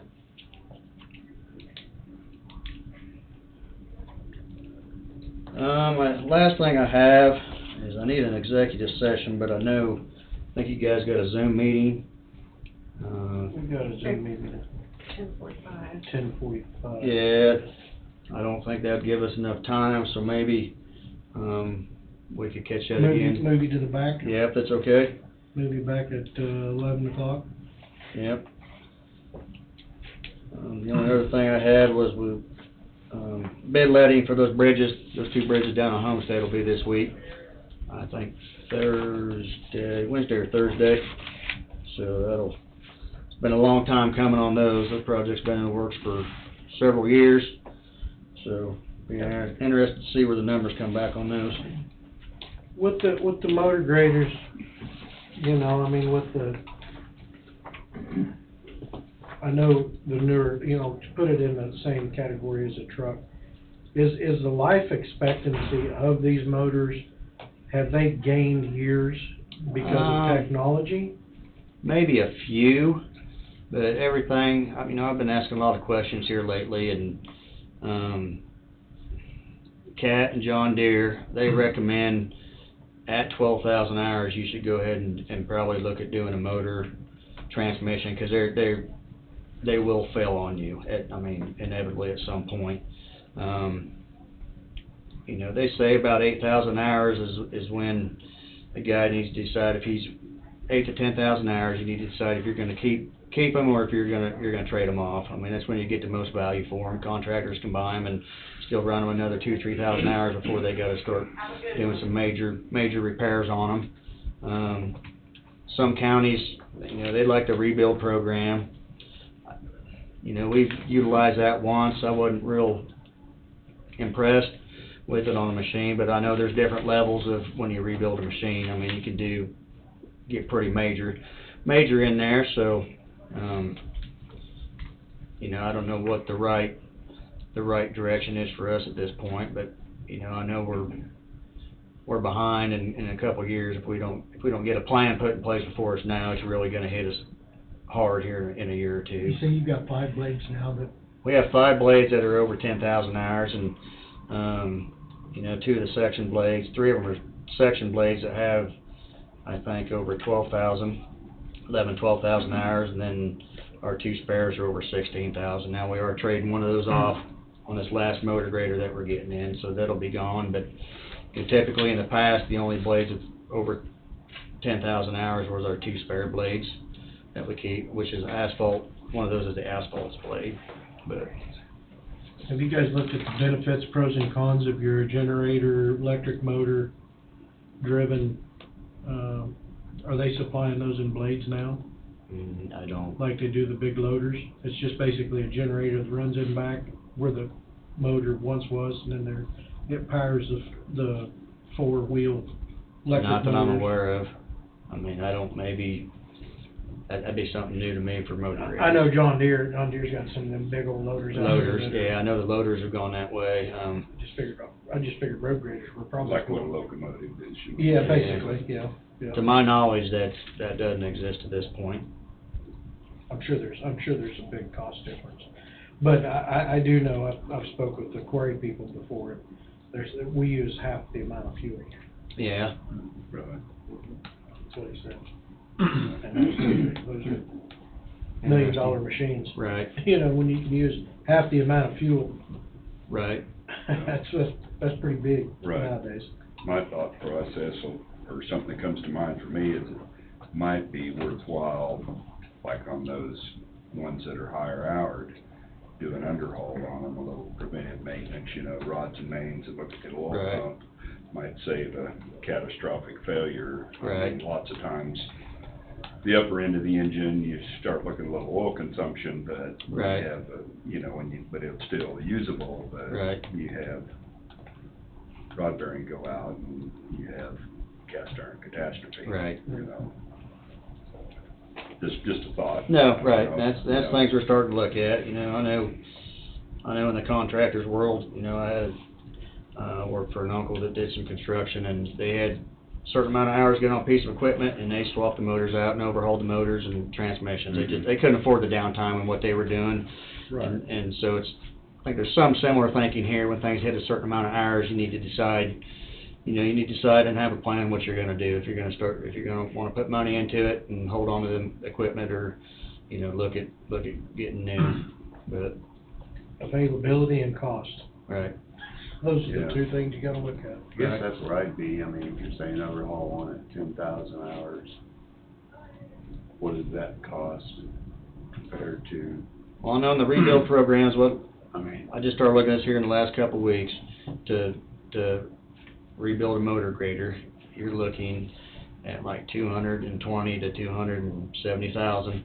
A new one's 350,000, so, you know, there's about 100,000 difference there, so I don't, like I say, I don't. So what do you, I mean, so answering that question, so if a new one's 300 and some thousand, 200 and some thousand, rebuild it, what would you get for it in trade on the new one? Right, See, that's gotta that's come just out. it, I don't know exactly to 52. this point, but, Well, we were what, 50,000 or something, that range on this last one, right? yeah, Was that what it was? Yeah, depending on which 50. make we were trading for, 50 or something. Yeah. The one we traded off, I believe that's right. That's So the right. savings isn't that great then? Yeah, I think I'd rather buy a new one if I was Right. gonna spend. Yeah, I was a that little much money, surprised rather how than- much, but I'm sure there's different, you know, that's probably, there's different levels. I mean, it can go everything up to a new paint job, so, you know, I don't know that we would need that, obviously, with, you know, on a rebuild, but I don't. So the two something you mentioned is like every moving part, paint. I don't know the exact list of what it is, but yeah, it's pretty major. Expensive, huh? Yeah. You know, I can't remember, I have to go back and look, we did have one John Deere that we did I mean, they called it a rebuild, it was mainly just, you know, the main drivetrain stuff, it wasn't paint wise, and It was just Yeah. motor transmission. yeah, I mean, there was a lot of more major components, some of the pumps, you know, hydraulic system stuff, but, you know, you still have a lot of the existing parts that still have that amount of hour. I mean, you still gotta have some repair, even by Right. doing that to a piece of equipment. Right. But, so that's, I don't know. That's enough information for me, I think. Yeah, It as I wouldn't get- be that, it's not that great a benefit to overhaul. No, right. And once I get more of a projection and a plan in place, you know, I'll have a little more of those numbers and information on some of that for the options, so we decide what's right for us. Roughly how many hours a year do you unblade? Probably 1,000. 1,000? Yeah, anywhere from 800 to 1,100. So, you know, we used to buy blades in pairs, dump trucks in pairs, and, you know, I know our budget 12 years ago was more than what it is now for our equipment, what we had budgeted for our equipment, and, you know, blades are $100,000 more, dump trucks are $100,000 more, and it's just after so many years of, you know, Well- leaving our budget here and prices of equipment going up. Been a concern We've of gotten mine, behind, that, so. you know, I realized, you know, I think you went county unit like in '79, and there was lots of extensive road work done then, and then Wolf Creek was going and all this huge road rebuilding. Right. I understand why the budgets went down, but I think we're gonna have to look at that coming back up some, because the cost of your equipment and, you know, you cut back your, in my opinion, cut back your health as far or further than we should. I think we might have to look at starting going the other way in a Right. few areas there, Right. at least on the budget. 'cause Yeah, there's a few areas of need. It's I so mean, expensive to everything. Yes, Right. We all know. Did you get a total for the north 2-mile road, the county line road? I did, I bet You forgot it? well, I don't have it off the top of my head, I wanna say, I'd hate to even say, I think it was around 90,000 a mile. You know, I know 10 years ago, we estimated 50,000 a mile, so I think that's about right where we're coming out. We will have some fence building to take place up there. I'll bring some information probably next week on that. You put it out for bid? Yeah, well, it's a contact, I mean, yes, yeah. So, I think I about got all the information back on that, probably next week, present some of that, so. All right, we'll see you at 11-ish, somewhere in there, a little after 11. Thank you. Carl, you got anything you want? I just come up to listen to Zoom. The Zoom meeting, okay. Yeah. All right. But just to let you know, on the, Sid and I are gonna meet with the Kansas Water Office again on April 4th to look more on the water demand and how we're gonna try to allocate that and try to do some modeling for watersheds and what would occur on the Bernazine River and Long Creek up there. So I got that coming up, and then a couple public water supply meetings with Coffee 3 and Public Wholesale 12, keeping everybody in the loop. Okay. So. Very well. Are you ready for this? Yep, Forgot to get, oh, forgot to get Gal. Get your Val out of it.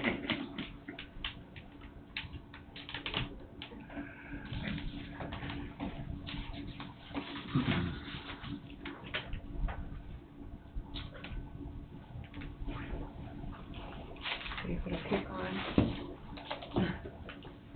Maybe.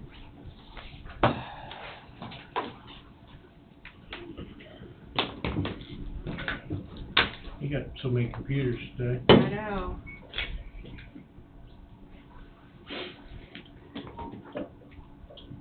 Where's Joseph? Yeah. Good morning. Morning. Morning, Joe. Can you hear us? Yes, I can hear you. Okay. Do they want to see you? You don't need to see us, do you? No, not at all. In fact, I can stop my video also. Commissioner. Let me do that. I'm up, I suppose, huh? You're awake. Well, let me, if you don't mind, I'll get started, before you this morning on this matter, this item. Is really, it's a policy of the county for, the covered entities under the CHIPS Act. It's limited to those covered entities. And what we call this is it's really a policy because we're working through some numbers, but it's a rebate and pledge agreement, which effectively provides that if these covered entities build their facilities, that the county will rebate a portion of the ad valorem taxes generated from to those companies. It's similar to what we've done in the Vito Junction CID.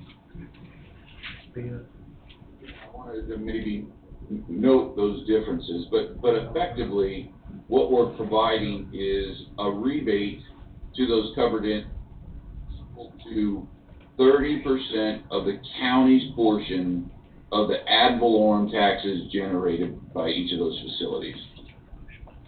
The couple, and there are a couple things that we have. We are going to cap it once we know the construction costs. We're going to cap it so that there's not really any fluff that's included in there. And it's going to run 30% of the rebate, of the county's portion of the rebate will run for 10 years once it starts. It's not going to be when we started at the very beginning, but once the county, once the owner of the property comes back and says, hey, listen, we want to start our rebate, then it will run for 10 years, and we'll cap it at a dollar amount once we get each of the covered entities' costs in our possession. We have an idea, and Greg Barnberg with Raymond James has been working with the covered entities to find the cost. But that's really kind of the program. One thing I wanted to isolate and mention is this is kind of a little bit of a different deal. I know we have Wolf Creek in the county and how we appraise Wolf Creek. These are measurably secured facilities. The county appraiser is going to have to, figure out that appraisal. I could tell you what we're working on right now is kind of the appraisal that will generate the assessed value is right now it's going off of a formula, the cost of the construction plus a little bit of a factor. So that's how we're trying to get to a number that we can provide to each of those covered entities. The one item that I want to mention is this is really for kind of a bigger program. Whether it's a federal commitment, whether it's a state commitment, this is showing the local commitment for the county for each of these covered entities that we are providing to them in a form of a rebate. The final item that I wanted to mention, well, two things. This again is a policy. It's just what the county will provide to the covered entities. Once each of those once each of the amounts for the facilities are pretty certain, then we'll come back with a specific agreement for each of the covered entities that will reflect how much we anticipate the estimated rebate will be. But we need kind of a policy for these covered entities in order for them to make the submittal at the federal level. The final item that I want to mention is we have this form of an agreement that is going to be used in conjunction with this, what we call a home rule resolution that sets the policy. And the form of the agreement provides that, and this is, I think, important for the county, that the owners have to pay their taxes. And then we would rebate that amount, which is 30% that has been paid, just as we do when it's paid. So it's paid December 20th and May 10th. One item that we included in this provision is if there's a rogue appraiser that just says, listen, these measurably secured facilities are valued way higher than what would be market, they can protest their taxes, but they can't protest them over, below, and try to drive down the assessed value below what we call a base valuation, which is really the valuation once it's first determined. So they have the ability to protest if a rogue appraiser goes and says $100 facility is now worth $1,000 when really the market is only $200. They have the ability to protest the taxes, but they can't protest it below $100 in this example. So for your consideration this morning is a home rule resolution that basically sets forth the policy and approves a form of a rebate and pledge agreement. And the reason we put a pledge agreement in there, it's a rebate to the covered entities, but if we have the ability to issue revenue debt based on that pledge, that we would issue that revenue debt. And we're still working through that with Raymond James as to what that actually, can we issue revenue debt on this? And it's no obligation it will never be general obligation from the county. It doesn't impact your general obligation, your full faith and credit. But the policy is set forth in the form of the home rule resolution with this rebate agreement. And I stand for any questions that you may have.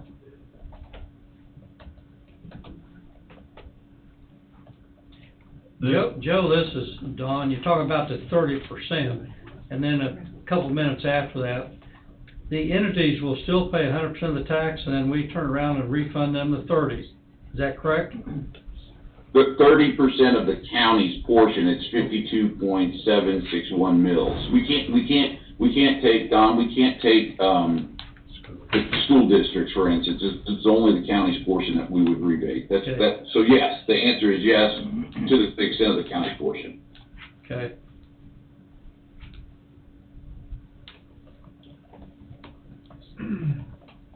I believe we've talked about this before, so it sounds like nothing's really changed. Is that Tom? Yes. I said, Hey, Tom. Nothing has changed. One thing that we may consider at a later time is, once we know the federal program, we think the 30% is the right number. But once we know what the federal pledge will be or what the federal program will be, and we have an idea, they may come back and ask for a little bit of an uptick. We have not had that discussion with the covered entities. We've pretty much said 30%, and Bobby can assure me of this, but we said 30% of the county's portion. But we have an idea as to what the federal program will provide. They may come back and ask for a little bit more. If that is in fact the case, of course, when we have each of these individual rebate and pledge agreements proposed, we would make note of that. But right now, we are setting the county's policy at rebating 30% of the county's portion. It's gotta be enticing for them. Yes, and you know what this does, and it really goes for, I think it really helps the submittal at the federal level that says, listen, you know, the county's doing is what they can do. I mean, that we're participating in this, and I think from what I understand and reading what the consultants are saying, bringing in the state, bringing in the county really helps that submittal. I couldn't agree more. So this, Yeah. this is not anything different than any other county or would do or has done? No, we do rebate agreements quite a bit, and the reason we want to home rule this, I mean, we don't even need the home rule resolution, and Angie, I saw that you just sent me a note that I will send you that, it was provided last week, but, I'll give it to you today. The reason why we're doing a home rule is just to really to set the policy. But we have rebate agreements where, you know, cities and counties provide up to 100% if they really want to entice development. In this instance, you know, 30% over a really large number is a significant amount of money to each of these covered entities. But no, Tom, the answer is we do rebate agreements in a lot of communities, and this is not unusual. Well, and I guess along that 30% is used frequently then?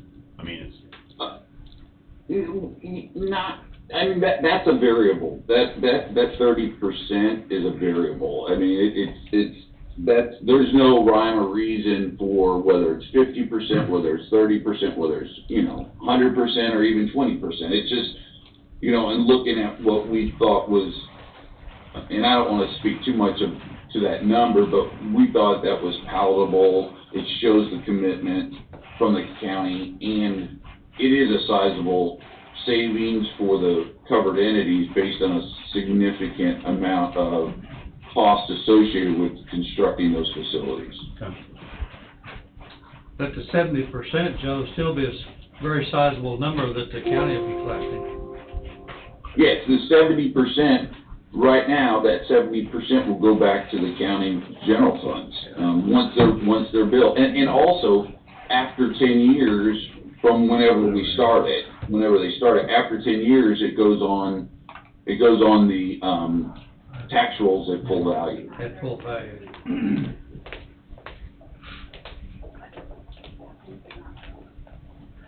Our battery alarm went off, so we're trying to plug you in. We don't have a plug-in. I'm sorry I'm not there. I had to travel this morning. I apologize I'm not there. I'll be there next time. Okay. Well, for a 15-minute presentation, Joe, that'd be a pretty long drive for here and back, so. Don, you're right. Joe, I'm sorry, that must have gotten lost in my, email with all my other stuff, so I did find that. I'm printing it off right now for the commission, but like you said, you guys have talked about this before, so. Yes, Angie, thank you. And I apologize, but it was included in that email along with the form of the resolution. Yeah. I mean, of the agreement. And That's I'm right. printing them off right now, so. Wonderful. So, Joe, this is Jesse. Do we need to do the resolution today? Is that what you're saying? Jesse, we're getting really close. And I don't know, Bobby may be able to speak to this a little bit more than I am, but we're getting really close to submitting, I think, a pre-application or pre-submittal. And in part of that, we being the covered entities, and part of that, we want to show the county's commitment. We're working through the numbers, but if we set the policy and come back at a later time for each of those covered entities, to consider the actual form for each individual entity, what this allows for them to do is to put a number on their application as the county's participation. Right. So the answer is yes, and we're getting close to making the initial submittal for the bigger covered entity in the consortium, but it does allow for us to put a number associated with the county's participation. So the answer is yeah. That's a long way of saying, if you adopt this resolution, then it allows for them to include something for the county's participation on their submittal to the federal government. Okay, so the answer is yes, we need to do it today. It would be very beneficial for the county as well as the covered entities. Okay. There was a timeline, Joe, March 31st, for some things to be in place. I don't remember the exact details.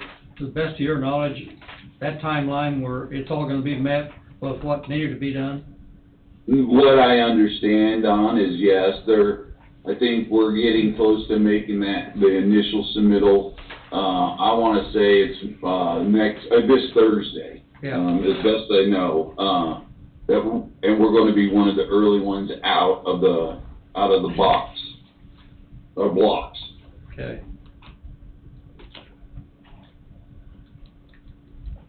Bobby just showed up, There he is. Joe, so, Angie's printing off the, resolution, so.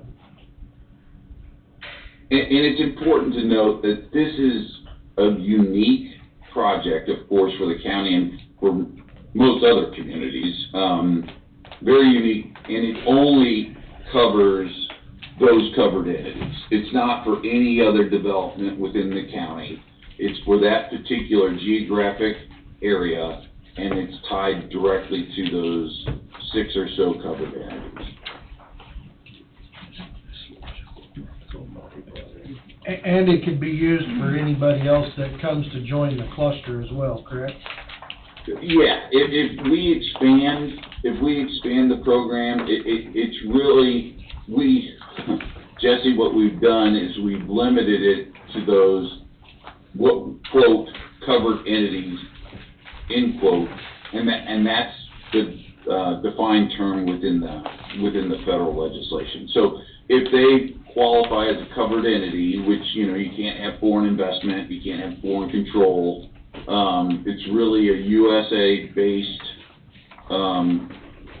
entity that's developing semiconductor chips, and they qualify under the Act, and the answer would be yes. They would be eligible for this program. Okay. This document, is this something that Wade has had the opportunity to look at, Joe?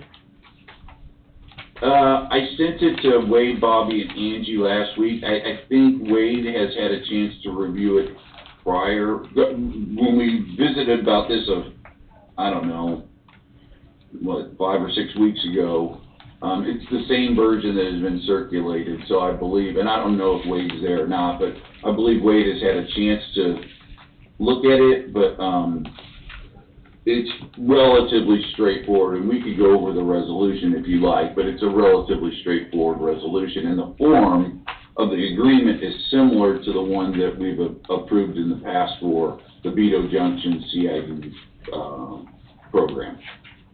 Okay. Good question. I'm sorry. Good question.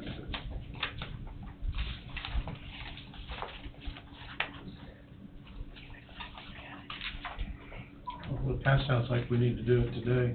I mean, I guess if Wade hasn't looked at it, he should have looked at it.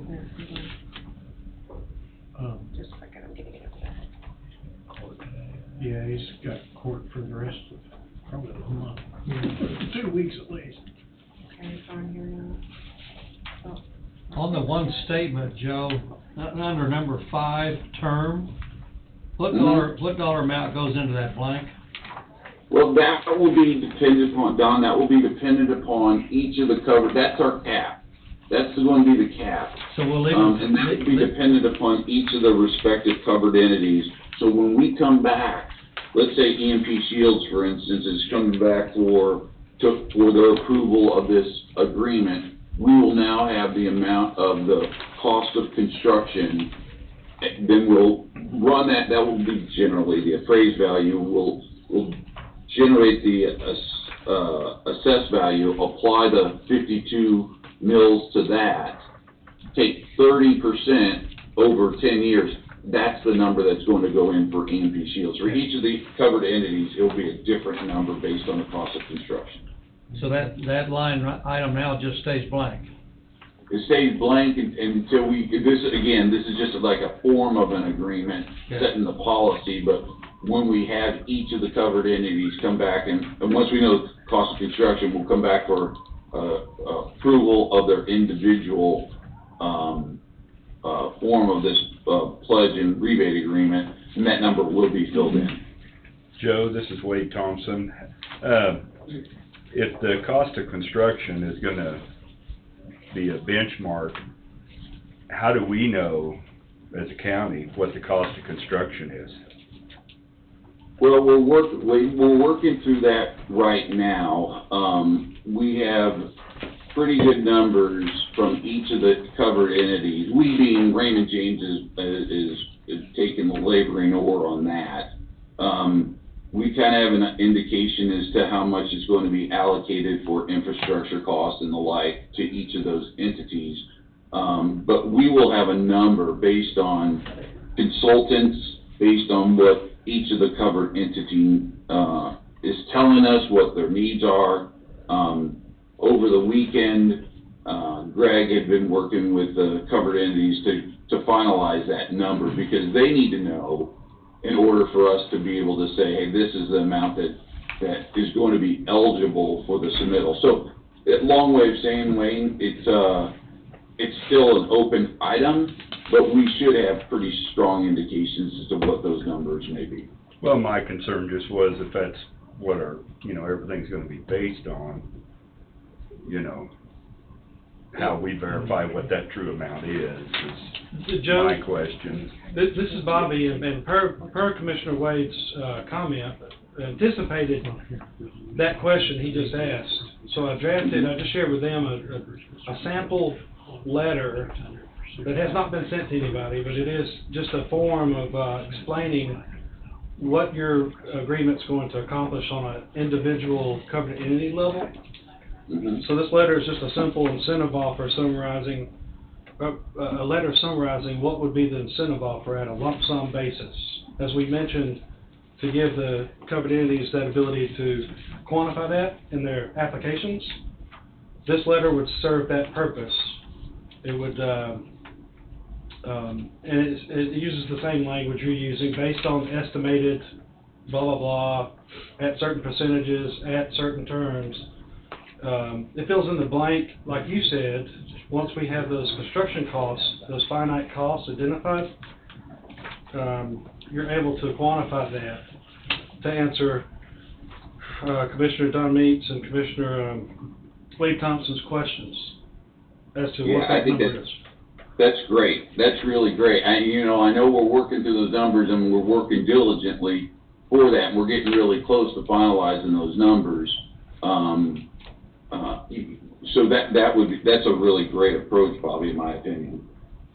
Yeah, my concern is just, our appraiser's office is very well equipped to go out and look at a new shop building or a new house, and I just don't know how we're gonna know what the actual value of these improvements are gonna be. It's just gonna be difficult, would seem to me. That's my question. So. Yeah, and this is a little bit of a convoluted way, so please bear with me, but what we're hoping to do is eventually each of the covered entities, not the county, but each of the covered entities will issue debt in the form of a bond in order to pay cost of construction. And when you go through a bond issue on something like this, there are a lot of consultants, lenders, what we call a program manager. There are a lot of people who will be looking at that number in order so that there's not any kind of unnecessary fluff or inflation in there, because at that point, you're dealing with a bond investor who's effectively financing the facility, and they want to know that what they're financing is what is a relatively true number. they're not gonna be able to put in a lot of fluff in those numbers. So that's not really a county consideration, but just know on the back end, if we are able to issue debt with the federal government being involved and the state being involved, there's a lot of diligence that goes into this to make certain that the number that we're financing is relatively certain. Okay, well, that makes sense. You know, I guess from our point of view, fluff would be good if we're collecting taxes on the figure, so that would be a good protection in place. I understand better now. You see my concern, you know, because they're gonna need to, you know, be able to get the funding, so that makes sense. Thank you. Yeah, no problem, my pleasure. Hey, Joe, in this motion, should we have the 30% in the motion? Jesse, I would prefer the 30% because that helps quantify the amount that each of these covered entities is seeking. You know, and if we come up shy at the time that we come back and take the individual ones, then we can modify that for that, well, it may be a modification of the policy in and of itself, so it would be a modification of this home rule resolution, but right now, we're trying to get certainty to that number for these, covered entities. So the answer is yes. Okay. We was talking about the appraised values a while ago, Joe. I visited with our county appraiser, Connie, 3 weeks ago, 4 weeks ago, I'm not real sure, about the appraisal of the entities that's gonna be built up there, and asked her how they's gonna be able to handle the appraised values of it. And I don't wanna speak for Connie, but the way I understood it is there'll be some cooperation from some other people that can help come up with an appraised value. So, I got total confidence that the appraised value, it'll come up to, you know, they'll get it to where it needs to be. I agree with that. I do. You know, it's a unique facility, you know, it's or facilities, plural. You know, it's measurably secured, but you also have a unique situation with Wolf Creek. So I think your county appraiser is going to be well equipped to undertake this task to appraise those buildings. Very well. Well, Angie's got the resolution typed up for us. See what this sounds like to you. Okay. Move to approve Home Rule Resolution Number 06, a resolution authorizing the rebate of real property tax of Coffee County, Kansas, for proposal of reimbursing certain costs of qualifying projects under the CHIPS Act pursuit to KSA 19-101-A to the extent of 30%. Over 10 years. Over a 10-year period? Yes. Okay. Yes.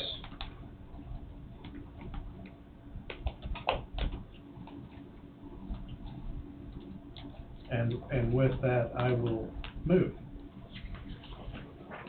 I'll second. Moved by Knight, seconded by Meats. Any further discussion on Home Rule Resolution 06? Hearing no further discussion, all in favor say aye. Aye. Aye, motion passes. Wonderful. I will be down there, you know, probably when we take these individuals, agreements, I'll be down there and look forward to seeing you at that point. Thank you so much for your time this morning. I'm sorry I'm not there in person. That's all right. No problem. Thank you, you. Thank All you, right, Joe. gang. Talk to you soon. Hey, Joe, Yes. do we need to do the agreement? No, that's just a form. Okay. We'll do the form, we'll Later. do the individual agreements Okay. particularly, once we have those numbers ready to go. So Okay. at that point, we would do you know, whether it's administrative or we want to take it before the board, we will have each one individualized and ready to be signed. Again, this is just setting the policy for the county, but it doesn't need, that document does not, the form of the agreement does not need to be signed. Okay, okay. All right. Thank you, sir. Thank you much. Talk to you soon. Have a good week. You too. Bye-bye. Mr. Sharon, if you don't mind, since Bobby's here, to-do list, tourism board appointment overdue, check with Bobby. What are we, I was unable to find any interested parties. I'm sorry? I was unable to find any interested parties from other communities. We Okay. discussed trying to find somebody from outside Burlington. Okay, This board only meets once a year. Essentially, they just approve, their only action is to approve the income submitted from the state. and they do just meet once a year? Yes, sir. Okay. And with that, Dawn, I had talked to Bobby last week and throwing out ideas of somebody that might be interested, and I thought of Mark, being he's involved in all the community things. So I sent him an application, but I hadn't heard back yet. Oh, boy, you put him on the spot. I'll I second haven't that. seen your paperwork yet. I'll second that motion. I did have an application, yes. And? I just haven't got it filled out Oh, yet. okay. It's about It's halfway. probably already in file 13.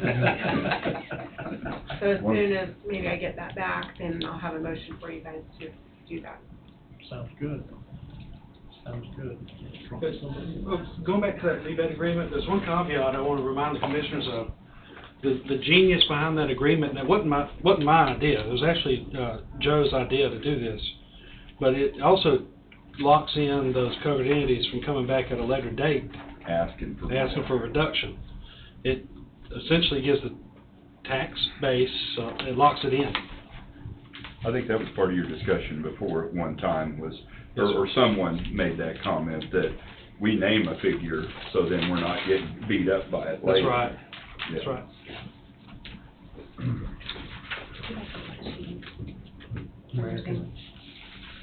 No, just all right, that's good, I'm good. Good. Probably one, I forgot to put that down.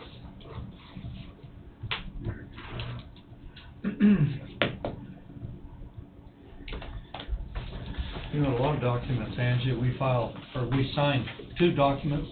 Do you need 2 documents in this particular? You know, you could, if you want to. Normally we sign 2. That way, if we need to, I didn't know whether give him an original, we can. necessary or not.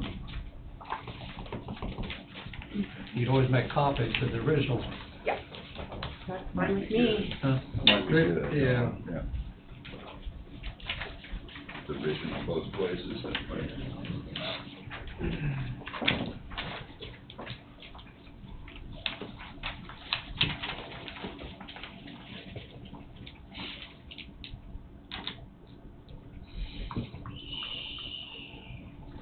So as far as that tourism board deal, then Bobby, somebody from your office will just show up, or is it, we just, I don't know what we do. If we don't have an application sent in. Oh, that's right, I'm sorry.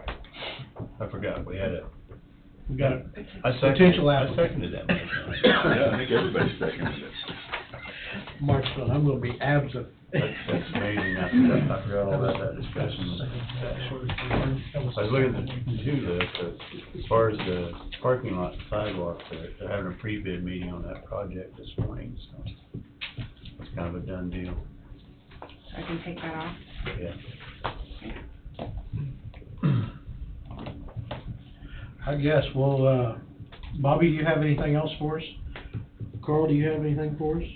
Okay, we're gonna have Just listening. we'll have Ryan back up on the podium again.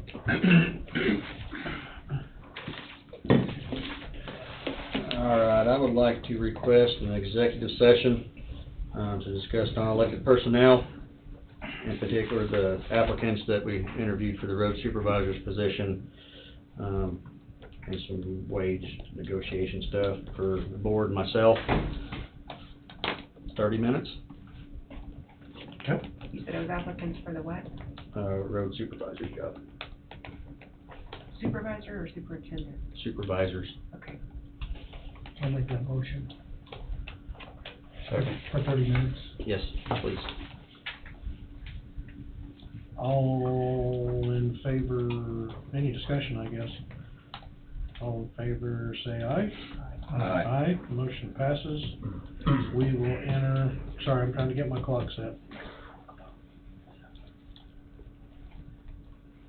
we'll enter at, 11:20 for 30 minutes. We don't have to wait all the way today. Just the other way. Go ahead. Go a different direction.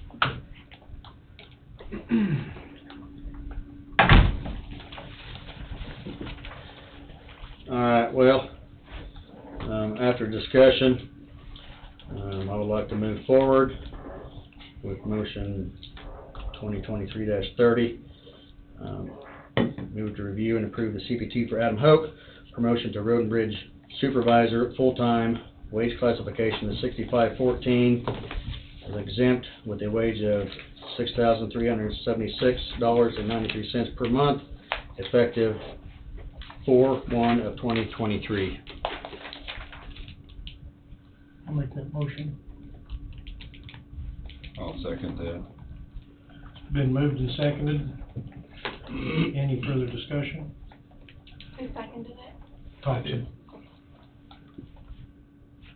Hearing no further discussion, all in favor say aye. Aye. Motion passes. Sorry, I'm almost done. All right.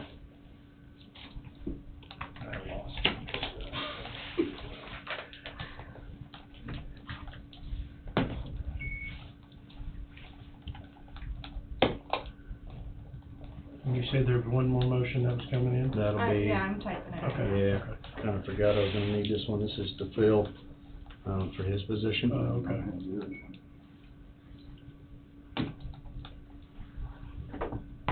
Okay. All right, so this will be motion, 2023-31, based upon the recommendation of the interim road and bridge superintendent. Move to advertise and hire one full-time crew supervisor in-house, for the bridge crew. No new position is being added. This request will only fill a current vacant position within the department due to promotion. Also moved.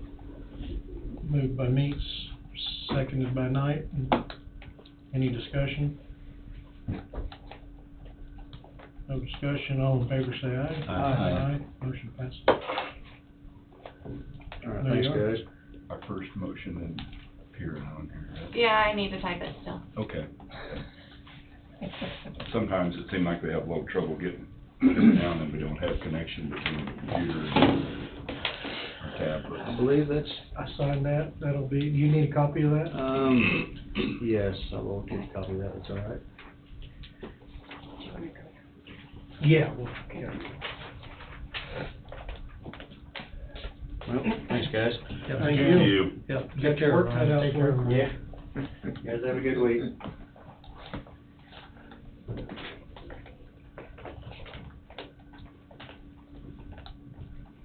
We may come back at 12:45. Sure. So after Ryan's explanation, his wages and Amber's, does that complete this CP5 book? We had no other questions, did I think. On whose? On anybody? Had we got clear to the back of it, Tom? I can't remember. We did. Okay. We went clear through it last week, but after Ryan answered our questions of where he was sitting, and they remedied it. Yeah. And Amber answered our question, remedied it, but there was no other questions, were there? I don't recall, I had that wrote down and I There's didn't a bring deal that on back. special bridge here. Oh, it's wrote CDL, Stootsman. Right. I've got, let's see, what's this one? I wanna make sure we covered them all. Not the weed department. Did we get anything on that? Cause doesn't that have to be remedied by, like, basically, end of this month? So, I don't know, did we cover it went away. 21, 22?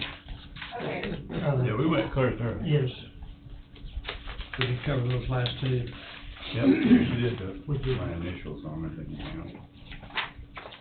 Mr. Chairman, I need to make a clarification on what I comment I made last week when we was looking at the Coffee County Sheriff's Department. We had quite a bit of discussion on, 4 or 5, Sheriff Johnson's on some increases. We didn't know exactly what was behind them, and I made a comment that all due respect to our Sheriff, Tom Johnson, that we maybe need to be a little consistent. And I did get a telephone call from Tom and came up and met with him Thursday and got some clarifications on some of the changes that we just got through discussing, similar to what, Road and Bridge was. And so I apologize for Tom if I said something out of line. Absolutely didn't mean it to be that way. Okay. Well, I had his marked as well, and I think it was because of the questions and concerns. I had 1, 2, 3, 4, 5. I had 5 of them marked, yeah. That was, I guess, maybe, yeah. The 4th one down was an employee that he promoted to a lieutenant. The 4th one down, those that's got 2 on, some of them have had some extra training, and then his, thought was that they deserved, step 2 instead of 1 because of some extra training, and they've earned that. And then there's another employee that's going to a training class at Hutch here the next week or 2, and he, probably will adjust that one also. So if we have any questions for Tom, I'm sure Tom would be glad to come forward, but, like I said, I visited with Tom and apologized to him, so. Was there, and I had a mark on the treasurer's office as well. I spoke with Richard on that, and he said that he had intended to make those Okay. changes like that. Okay. So, if you wanna quickly, I can tell you what I found on all the others. I put changes in your book on the ones that had needed changes. I think you've talked to everybody today, noxious weed and registered deeds corrected theirs. So that should take away any other questions, and I think that should have mainly cleared up everything. Well, that answers that question. Yeah. And I was going to put together a spreadsheet for you, which we're working on it. We have a few little things we need clarification from departments, just a few minor things. And then I was gonna try to have that for you today to look at, but I think I'll have it for next week for sure. Okay. And then we'll be about ready to approve the resolution to move forward, so. Very good. So we don't need to do anything to this today. Not unless you have anyone you wanna pull in or talk to, or, Well, it sounds like we've gotten our answers, and there were some mistakes and some non-mistakes. So we'll wait till next week to move forward with it. With that, we're gonna break for lunch and come back about, what is it, gonna be, 12:45? Sure. We'll be back at 12:45. Back at what time? 12:45.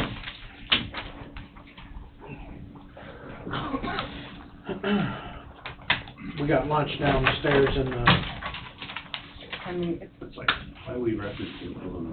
exactly. The building on the jail is supposed to be April 23rd. The completion date on the parking lot is June 26th. Yeah,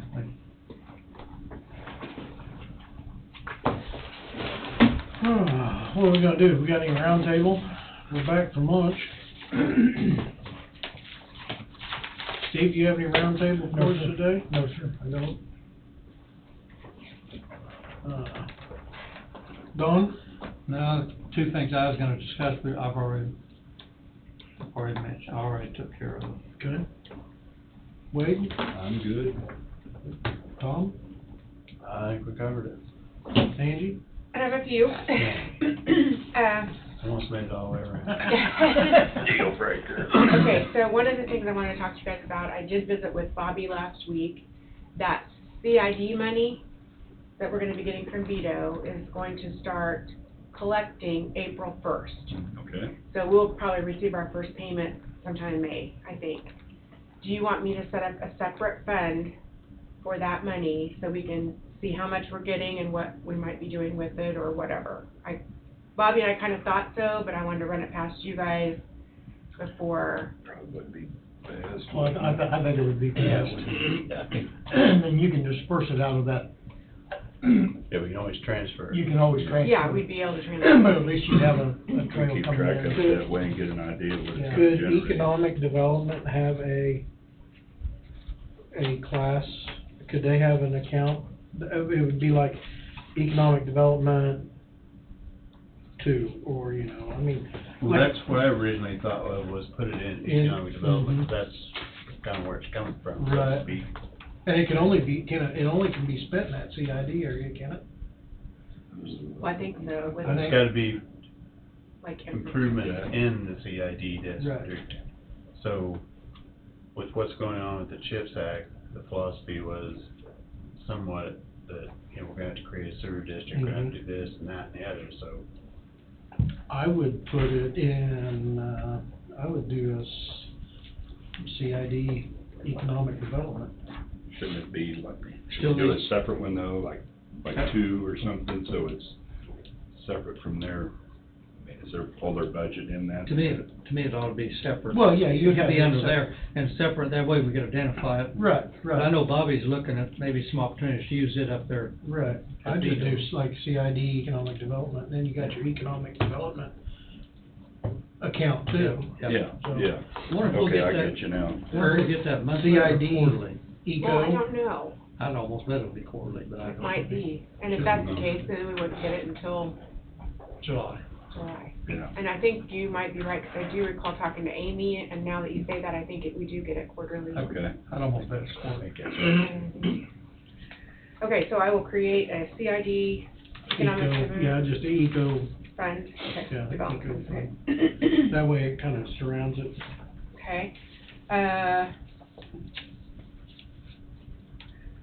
the auditors were here last week, Oh, there were? yes, and we've, Did Phil come in himself? no, Emily Franks, she's been named a partner now. I think Bill is going to be retiring at the end of this year, but Emily has been named a partner, so she was here with their team. And I think everything went really well with everything, them getting all their numbers and everything. They said we will have to have a single audit because we received over $750,000 in federal grant money. So, there'll be a motion for you here as soon as she gets me the paperwork on the agreement for that. That'll be just a one-day short. Yeah, it'll be separate though from the regular audit because of it being federal grant money. And then, Tom was talking to me earlier about the CHIPS fund you guys have on your sheet. And he noticed we spent more money, which is due to the advertising and website, whatever else. Yep. That fund you may see run in the red. We talked to the auditors about that last week, and she said, because I was gonna suggest you guys, you know, decide if you wanted to pay out of like general community improvement for some of these bills or what. She said, no, it can run in the red because we're still expecting grant money to come in. So, There's definitely some grant money coming in. yeah, Mm-hmm. we're waiting on that. Where did this center go to? Well, advertisements, It's in- website, It's in today's vouchers. you'll probably have some more coming out today. Some of it's, the lawyer fees. Yeah, there's been lawyers. Lawyer fees was, Has there been any engineer? yeah, there was Engineer. flat trouble, there was several stuff. So that's where, and then we aren't gonna move the property purchase there yet until things start going, because that'd be Be ugly. ugly. Yeah, keep waiting. Okay, another thing is, you guys received an email from me last week on the time clock, and that was just for your information. That is the soonest that CIC can do training for department heads. So, I mean, if one of you wanted to sit in on a time, you can, you're welcome to, but that was just kind of for your information that we are got some dates nailed down, so. Another thing is, I got a lot today. So we received some money from that local assistance tribal consistency fund, total of 100,000. We haven't got the other 50. We've gotten 50 so far. We're waiting on the other 50. That reporting, I didn't know who was actually doing that, so I checked with Bobby last week because SCKRPC was doing reporting on some of it. He said, no, we needed to do it. I got that completed last week, so we met the deadline of March 31st. So I'm glad I asked questions because I don't know what would happen next. And the last thing that I'm so proud of is that every year we have to renew for SAM.gov, which is in order for us to get the federal grants. Last year, I had to go through a whole big process of verifying my identity, taking pictures of my driver's license front and back, doing all this stuff to even get a unique entity ID, which was different from just the cage code we had to use before. So it's like a many steps to get in to do this. Well, this year, I started February 1st, and I had nothing but trouble. It wouldn't accept my ID, all these things were going on. Anyway, the deadline to get that renewed was March 31st, and I certainly did not want us not receiving any federal grants to be on my shoulders. So I got it submitted last week, and I got an email this morning that the IRS verified our EIN or TIN number, so it's in progress, so we're good. Good. So yeah, so that was a couple months process of every day coming in and sweating bullets, checking it, saying, Yeah. you know, What when they is say this this week, yeah. But No it is- stress. No stress. That's it. Any idea what that is, dollar amount? Oh, Or is that just qualifies? okay, so like what is it you were working on, so the federal grants for the water and the park stuff? Oh, a community development deal with Cook Flat and Strobel, the trails and the lakes and all like that. So that's one, and then anything that happens with the chips. Correct. So you can see why there was not a bit of stress on that. Yeah. So, but yeah, so we should be good on all, and Cook Flat did get a grant submitted probably about a month ago.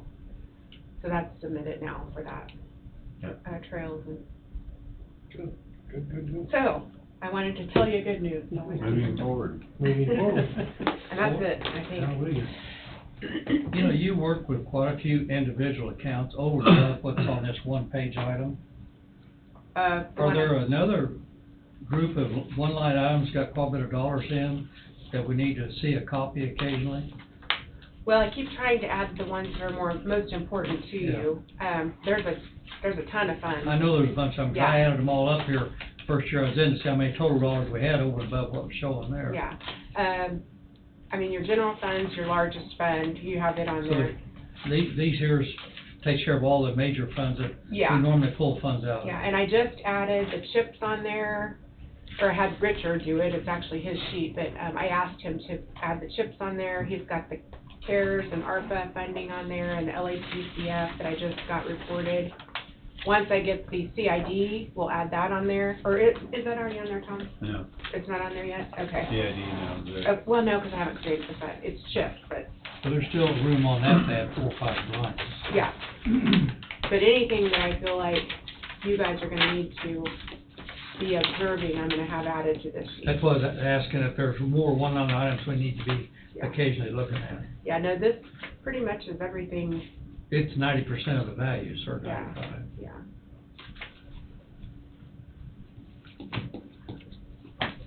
So. Yeah, chips is there, I don't have CID right, yeah, okay.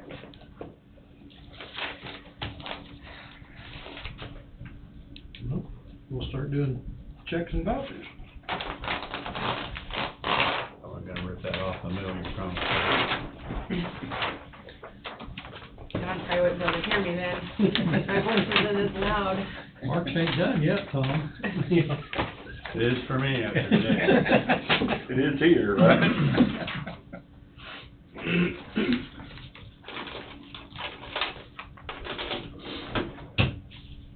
I don't know where marches went to, really. It's Well, done so I fast. mean, Yes, went by pretty quick.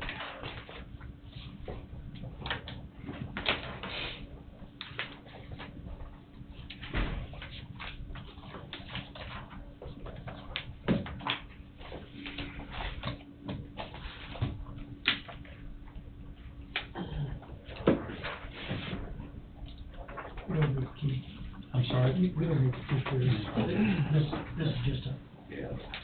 I think a reference only. do what? Reference only. Right.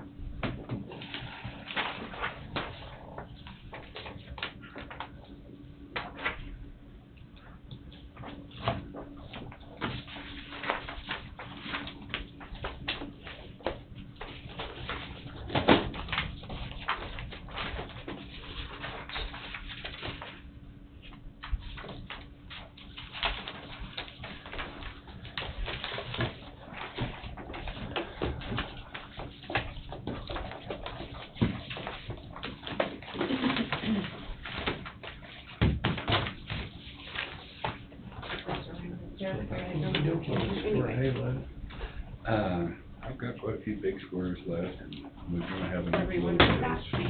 I'll take that. Looks like to make it, but Everything else we're goes about in short your. on round All the bills, and vouchers, then yeah. probably Any have folders, full. just set those aside Could be and just put the vouchers. pretty Okay. tight, it looks like. I don't know what Jerry's cost was, he's been moving. The vice chair can sign checks, can't he? Yeah, I don't know. I've always said I don't like signing my own Well, I heard it was a little bit, and how. My absentee. I'm thinking he might run out of this 3 votes. Thank you. I think. I just hate doing it in the office, I hate doing it here. My daughter won't sign mine, she makes me sign mine.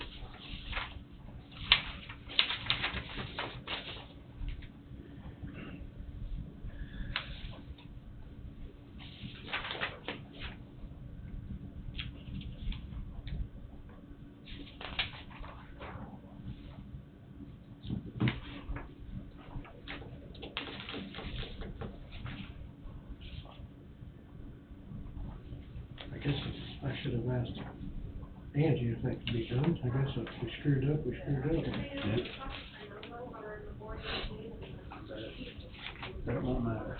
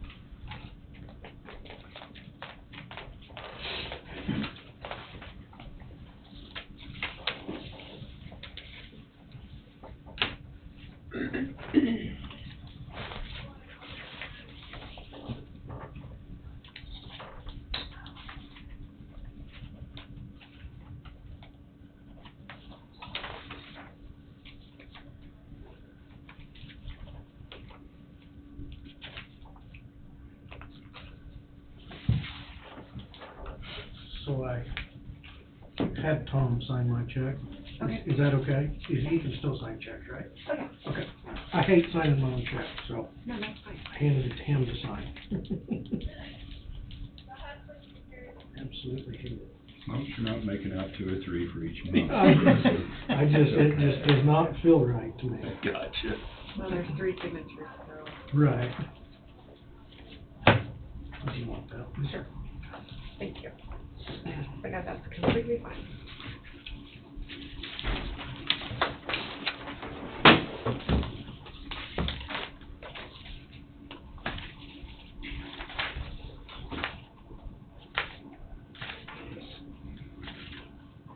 Kansas Payment Center, that's child support. My wife loves that. Mhm. Yeah. We do too. And garnishments too, that's Yeah. our other favorite deal. You know, used to be if you went to Casey's, you had any garnishments, they'd fire you. They did not deal with garnishments. Really? Oh, they Where were was that at? Casey's. Oh, really? Yep. Yep, they would not employ you if you Yeah, had my wife garnishments. had You her want to way, screw with they'd all be the gone. paperwork, you want to screw with the paperwork.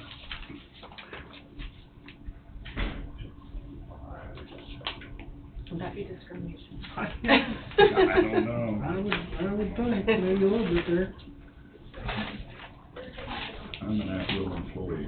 Mm-hmm. Show up with the wrong color shirt and I don't like that. Yeah, exactly. or that's what they tell me. I wouldn't wanna try to prove it.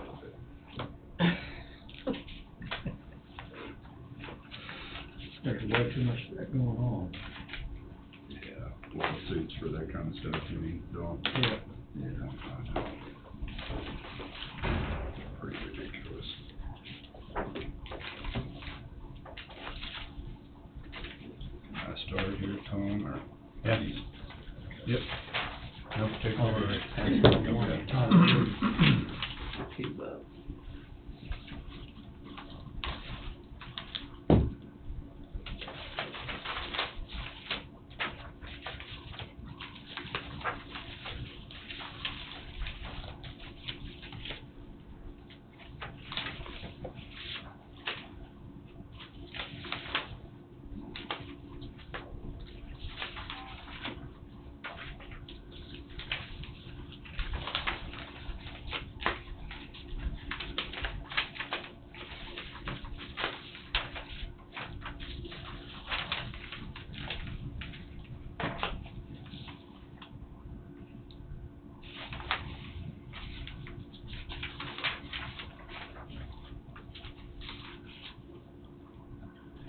Do I have to put that back in that folder? Yeah, hold it, yeah, hold.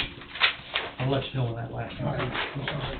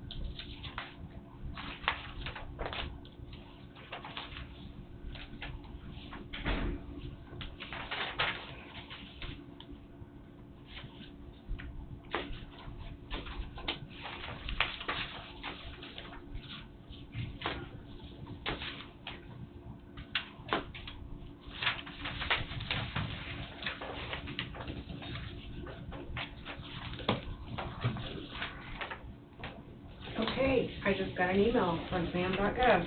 I have to tell you. They just sent an email at 11:47 this morning that says registration activated, so I went out to check just now. And it says it is now active until March 22nd of 2024. Good. So, I can rest easy. Make it prepared for next time. Yeah. Oh, I tell you, they send you a registration code to your phone. Do you apply on there for things for your? SAM's, I have to go to sam.gov for any sort of Yeah. CDBG project and anything tied to federal money. You know how, Thank you. yeah, you know how awful it is. It's horrible. You don't want this in here. No, You I'll want take this it. you Yep. want this separated, right? Yep, please, thank you. Looking at that AAA glass and it's $1,200, I thought it said windshield, I thought, what? I thought it was a window insert for that. Wow. We need to look into some different windshields. I know. But not the case.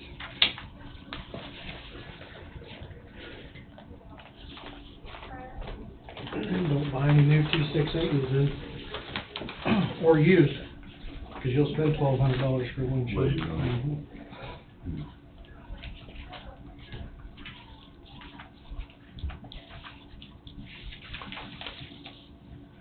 I just thought for a vehicle, that sounded kind of expensive, but it wasn't. My wife's pickup was $1,000. Ford. That's it.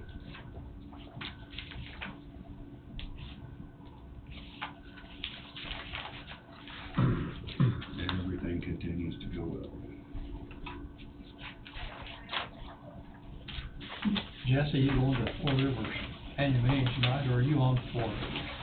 I don't, You're not on? I don't think so. No.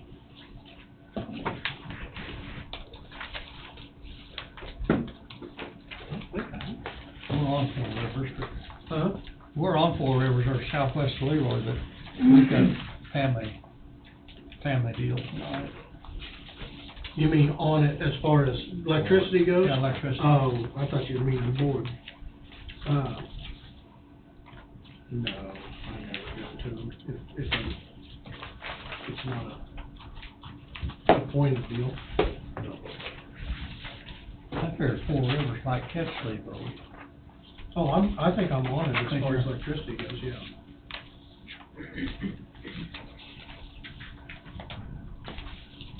They're gonna do what they wanna do anyway. No matter what I say.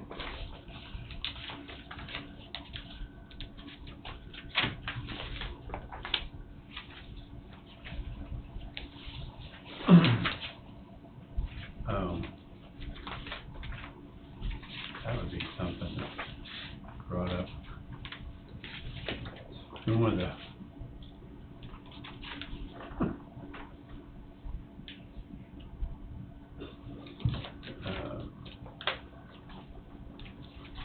discussions I've had with Brian about when we weigh landfill fees, it does take up volume, it does take up labor, some time, it does that and the other.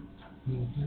There would be some sort of compensation from some fund to the landfill for that.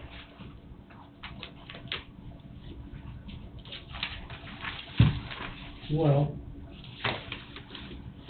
I mean, the landfill's funded by the county anyway. Yeah. Yeah. It was something brought up. You got your manpower there anyway, regardless. Yeah. It's not like they're opening up specially for, Yeah. Expense whenever cells full, but yeah, I that's, mean, we deemed it necessary, I guess.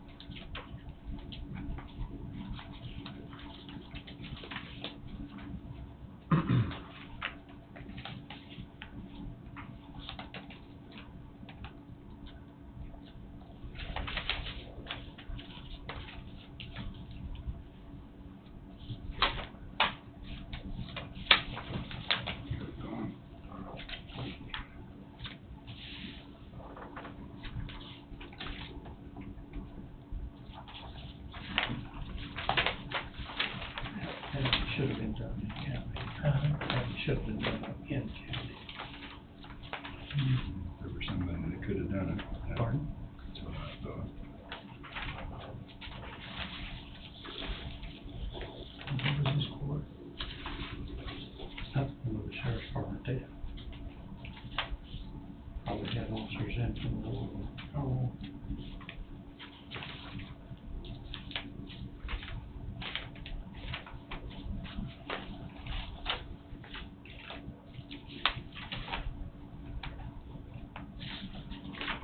Okay,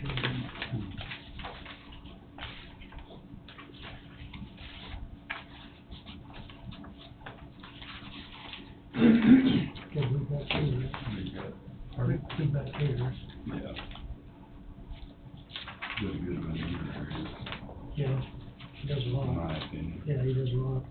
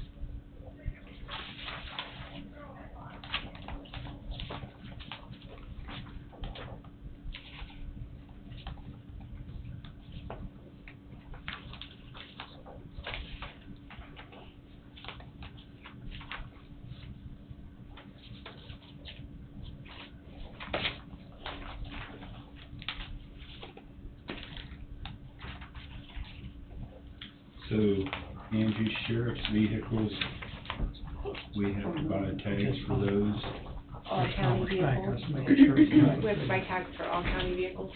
Okay, well, I mean, I always saw they had a county tag on them, I just figured there wasn't a charge. for All we that. pay is the state's $25 processing fee or something like that. Okay, that's what I Otherwise, wondered. if it yeah, was that's all. It's nothing like our regular. Not the whole tag. Yeah. Okay, thank you. Mhm.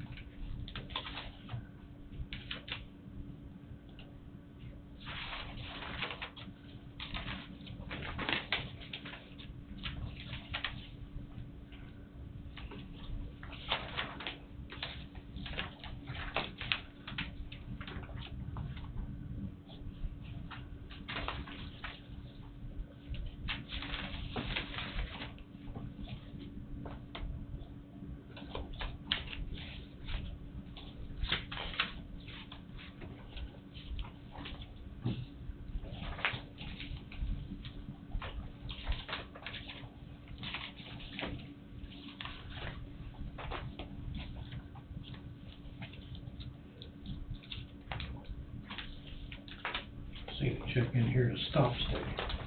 Or if that's the stop strips that they throw out in front of runaway vehicles, I haven't ran across that yet.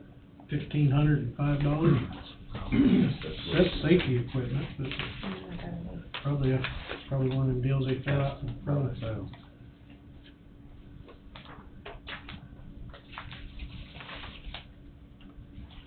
Boots, local tire sales. Yeah. Or somebody's tire Yeah, sales. somebody's tires over there, right? Probably comes back to the county through thugs. Angie, here's an autopsy fee we paid. Name's not marked out, let me go ahead and mark the name out. Sure, or I can get a marked Sharpie to do it. I don't have a black one. I got one.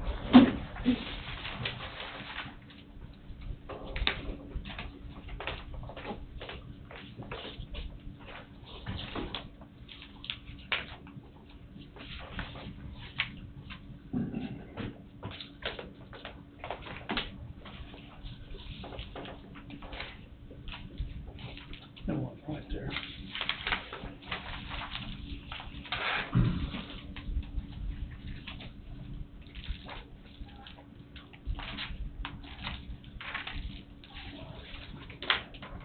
Seems like that's all expensive anymore.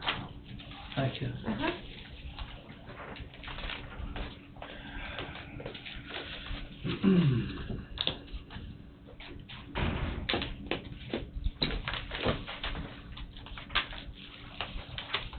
This batch of checks is $401,665.92.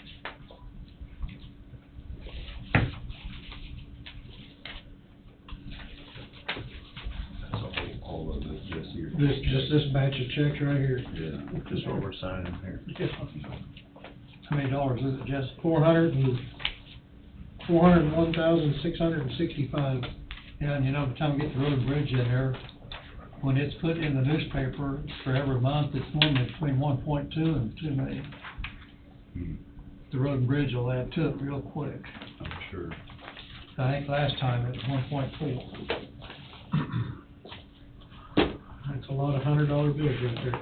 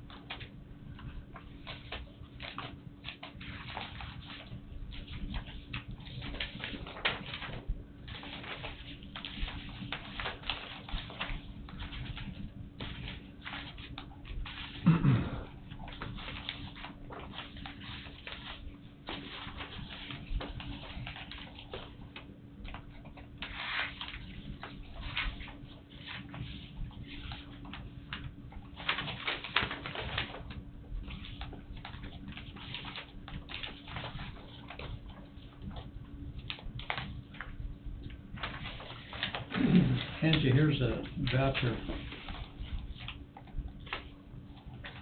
Culvergon Incorporated out of Minneapolis, 51,000 that was switches on Brad Chadmeyer. That, I think that's technology stuff. we approved that here. Oh, yeah. For some reason, I don't remember it. Let me look.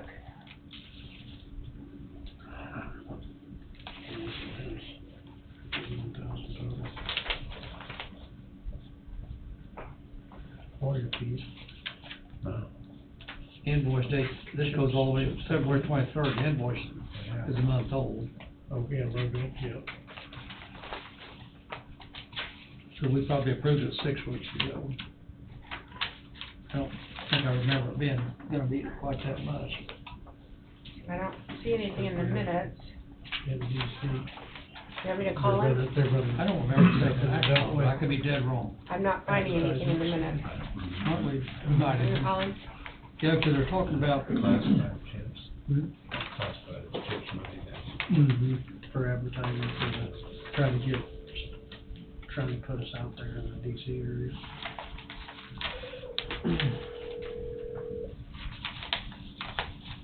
John, do you want to talk to him? Hey, Brad. Yes. Hey, he's in the commission room. Okay. They're signing checks of vouchers. Don came across the voucher about switches, Yes. and he didn't remember passing a motion on that. It was back last year. It took a year to get. Back in July? A year ago. Yes.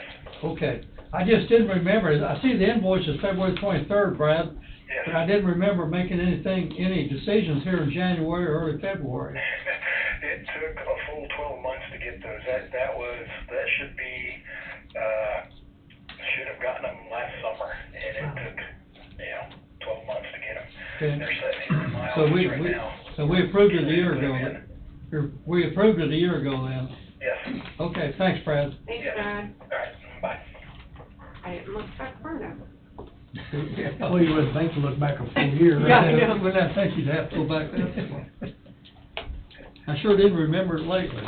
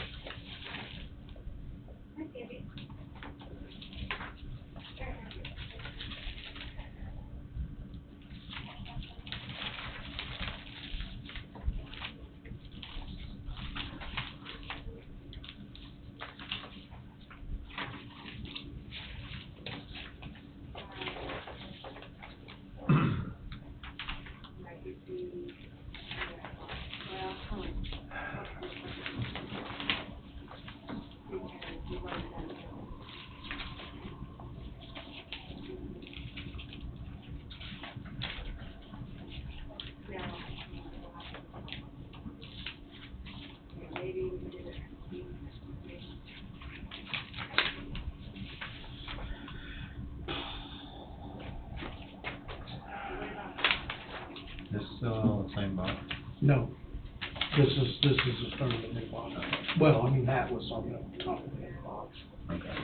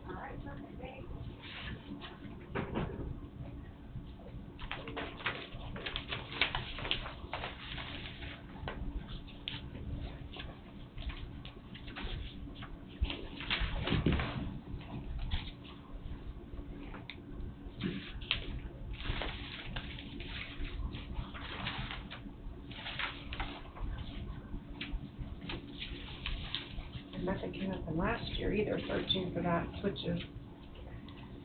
So I wonder if it was in 2021.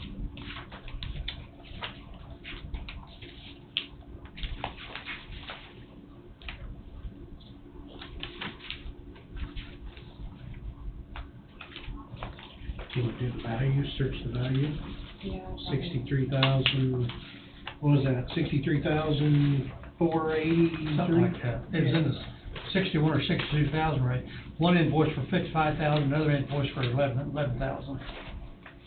She ought to be able to switch, she ought to be able to search the dollar amount. I was just curious. He was,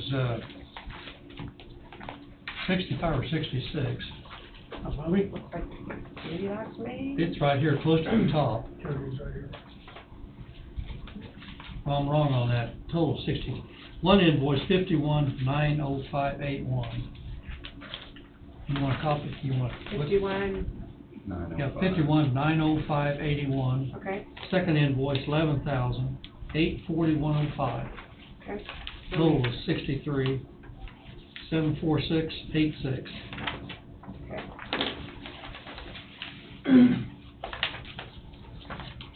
What's the big deal? I was just curious. No, how much was it? 600, something like that? 800? Yeah. So, I assume Wade had spoke with y'all about that, but ever since Somebody corrections, may have, and I forgot. ever since corrections filled that office, I can't access that boardroom anymore. And the health records are in there or something, or drug records. So Wade, he came to me and said, look, I just really don't want to let you in that room. But there's no, other than downstairs, there's no boardroom there to meet anybody. So I just bought a table.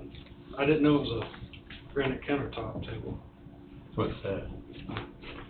I thought it was plastic, but it's a table to fit in that office, and it's got 7 chairs, so it'll fit 7 people. I was just curious. I thought you were remodeling in your office was over with, so. So it's in your room? Yes, Okay. where Jill used to sit when it was an extension office. I was curious. What a biggie. Okay. Angie, here's an invoice to Motorola Solutions for the Sheriff's Department. $30,000. Maintenance agreement. Wonder what that was. That probably has to do with their radios.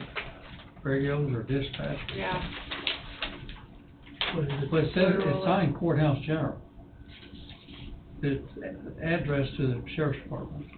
Motorola, gotta be. Maybe it's something with It's this. signed for, it's going to, against Courthouse General. Courthouse General. Can I look at it this year? I'll bet you it's a maintenance agreement.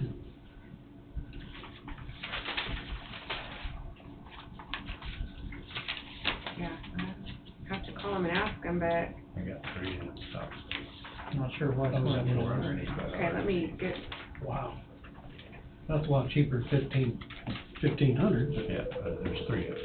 Right, 3 of them instead of 1. So I don't know. No, hey, I'm in the commission room. Hey, quick question, we have an invoice here from Motorola that you guys are charging to Courthouse General, and it says for maintenance agreement. Do you know what that is? You could contact Dawn at 1277. Okay. I think it's just for the dispatch Okay. that they normally do. Do you want me to have her call you at the 1201? Or I can just call her, you said 1277? Yeah. Okay, thanks. No problem, bye.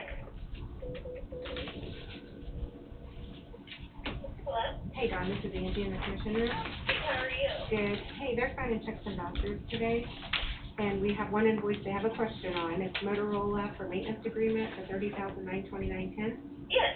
And it's being charged for Courthouse General, and they were wondering why. It's maintenance over the whole radio system. Is it in the dispatch center? No, it's for the deputies, the fire, the EMS. It's for everybody. Okay, are you happy, Don? Don, are you good? Okay, thank you. All right, you're welcome. Hey, Dawn, Oh, wait. Dawn, is that like per month, per quarter, It's per year. per year? Yeah. Okay. I figured it was yearly or every 6 month deal or something like that. Yep, it's our yearly maintenance contract. Okay, okay. Okay, thank you. Thank All you. right, you're welcome. Bye. Bye. I'll get that around. Oh, sorry.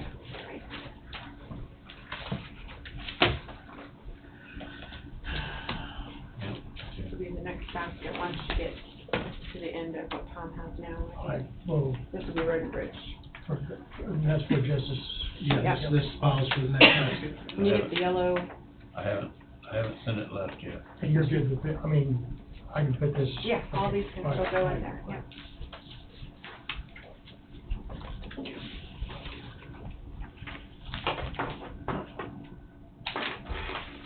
Would you able to send that back, that podium? No, okay, so here's the podium question. So it was past the deadline, but I got a hold of O'Brien and asked him if he could take off the bottom portion and, because they're good at modifications. Mhm. So they took it out there and took it down, and it's just as tall as the old one. Oh, okay. So it looks great, they did a perfect job, Good deal. so. That work? Coffee Answer County my question. Fabrication. Yep. You, Shop Fab. Coffee County Shop Fab. Yeah. Yeah. Well, years ago, I used to have them do stuff, and they were always great, Hmm. so I thought, Brian. Yep.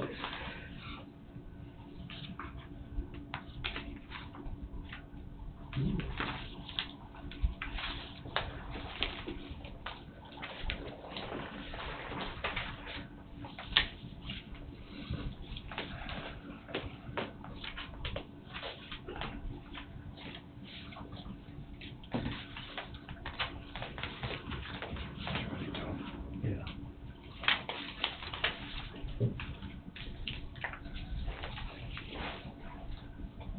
Here at Nordstrom, 220 hours. Yeah. Okay, I did find that in the minutes last year in March 22nd. Been a full year, must be a shortage of it. Yep. Probably had to get them from China. Need to be in the switches They list. probably got lost on a ship. Next time we need some of that, when EMP Shields gets to going, we just order direct. Order it directly from There them. you go. I'm slacking. Here, I'll let you, I'll let you have this, that way you can send it across.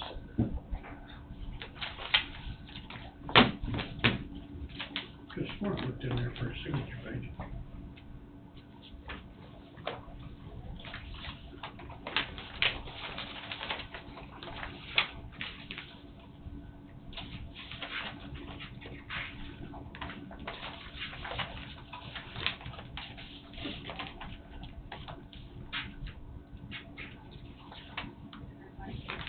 Here's a voucher to Western Consultants. We mentioned at one time, is Bobby keeping those type of individuals separate? I wonder, is he itemizing them? What do you, This is going. It has to do with the chips. Yeah. Yeah, Angie's keeping it all. well, he's got a spreadsheet, and then I have a spreadsheet Okay. for what I I'm knew we aware of. talked about it, but I Yeah. didn't know whether we got it confirmed or not. Mhm. Yeah, I did check with him on that, and he was gonna be giving me a report to Yeah. show you guys too. Yeah, this is almost 53, so. Yeah. Hold on to your hat, there's more. Yeah, they made it there yet. Hadn't made it there yet, there's no checks. They have a 400,000, 100,000. Mm-hmm.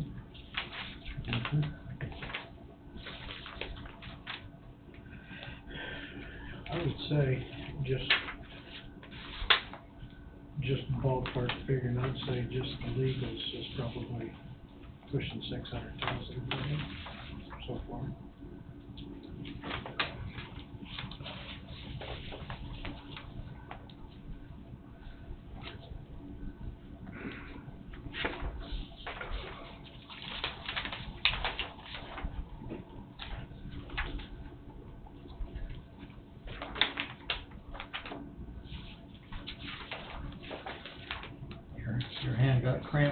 County?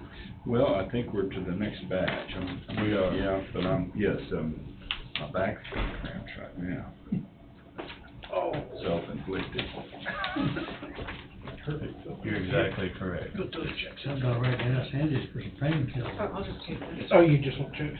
You want some painkiller? I've got some ibuprofen. This is the next group. If you got something, I could use something. Sure. You want two, I'll wait till three, they're three? Yeah. Okay. Two, probably, put your back on, my damn neck. Can't get any shots in, so it's, I don't know what the heck I'm gonna do. Can't get any, shots, see? I can't get any shots in, the insurance pay for it. I may just go ahead and do it myself. I gotta get something. You know a good vet over in the area? I'm sorry? Know a good vet over in the area? It's all the same stuff. Yeah, different person administering Let's put that it. orange still, that way you know Okay. where the separation is. That's the separation. That's the start of the new Yeah, road bridge. Yeah, I knew I grabbed the last one. I use that horse limit all the time. Use what? Horse limit?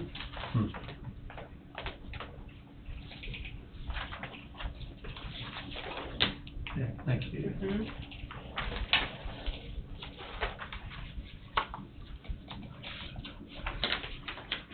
Is that the last of Yep, Road and Bridge? that's it. Okay. Or I mean, not Road and Yeah, Bridge, yeah. Courthouse. Yeah. I'm just saying anything, gosh. Not what you said, what you Not meant, what I right? know. Words just come out. Yeah. Neighbor kid come home the other night. I got my driveway about the same time, and I said, "Hey, wait a minute." He went, "What?" Yeah, I couldn't get that out, could I? I don't even know why I made the effort. He probably said, thank God I made it in before you. I hadn't had a beer or nothing. I just couldn't, I didn't even. Speaking some other type of language. He went, huh? I just drop it in there, they can. Sorry, kid. Cause the element breaks Let everything. me try it again, huh? Why did he get old? That shouldn't eat that I separate. guess, I don't know. Yeah, everything that, you know. I just gotta laugh at myself after that. What the hell did you do? You guys get much rain over the last 3 or 4 days? Tongue-tied. Total, we probably didn't have over 10 or 2 there, we were pretty, and it was pretty scattered. Yeah. Got a few guys able to get a little ammonia on, but it's pretty selective too. I know I met the air machine going out this morning, they were at 8 o'clock. Filling out a questionnaire for the health. They were going south, and I know it's a little dry He was on, south. like, Go with the yeah, other group. throwing out different things. Yeah, I've been seeing some biggie. Yes. Okay, if I Of course, guess. There's still a little grass going on, I mean, the grass should be done. Yeah.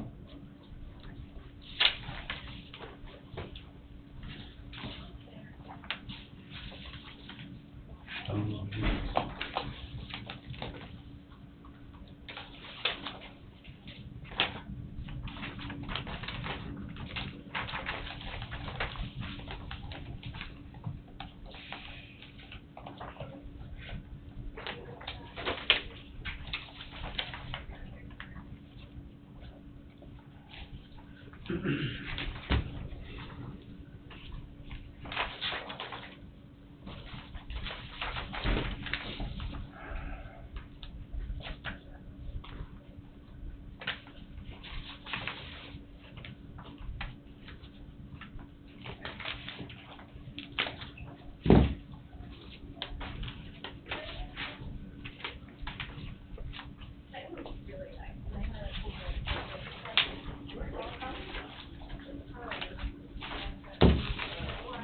So I guess some people use their own phone and they get reimbursed. Yes. Correct.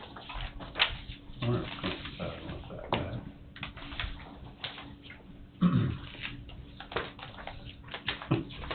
I can take it then, I guess.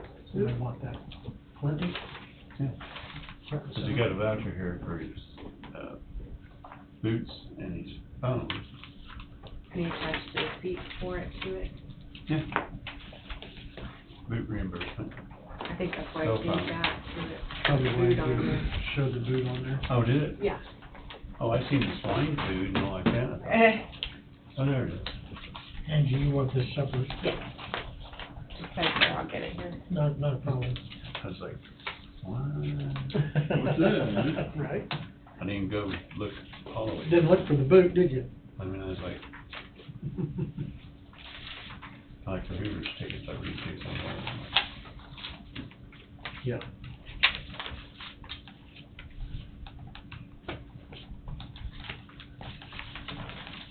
My bad.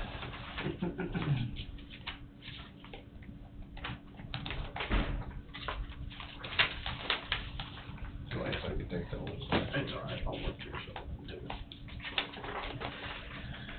Mostly phones and boots.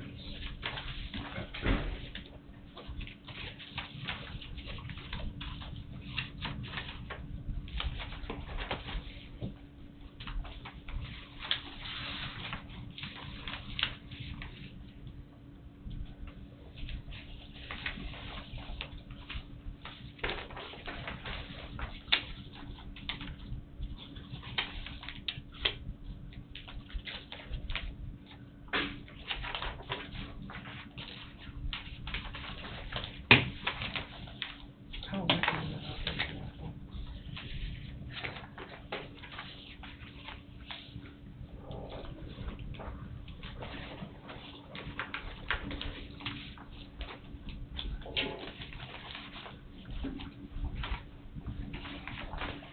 This is the start of the big dash.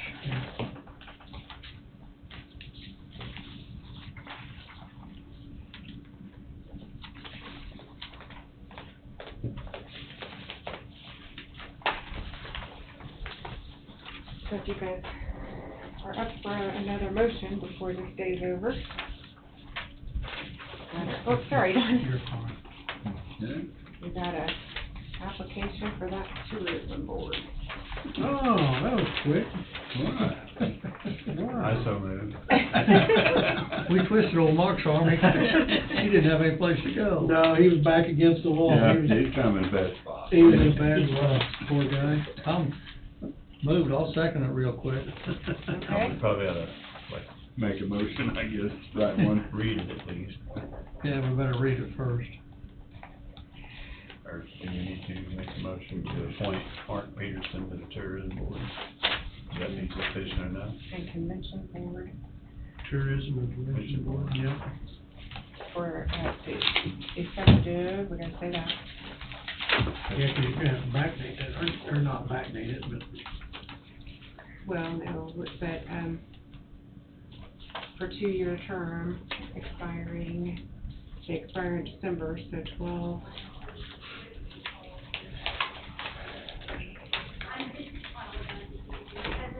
Would be 2024? No, 25, wouldn't it? See, this is 22. It's 2-year okay, term. if he was gonna be, So from 12/31/26, 2-year term would be 24, 12/31/24. okay. 12/31.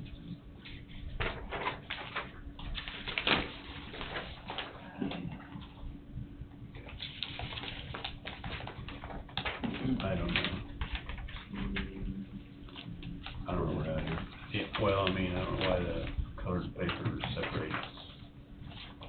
Some We've parts never are known. the same. I don't know what it is. We've never known. You what? We've never known, Okay, Just throw because it all them gets mixed up anyway. okay, but they're all part of the same basket. Yeah. anyhow. Okay. Next thing, let's flip to the next one.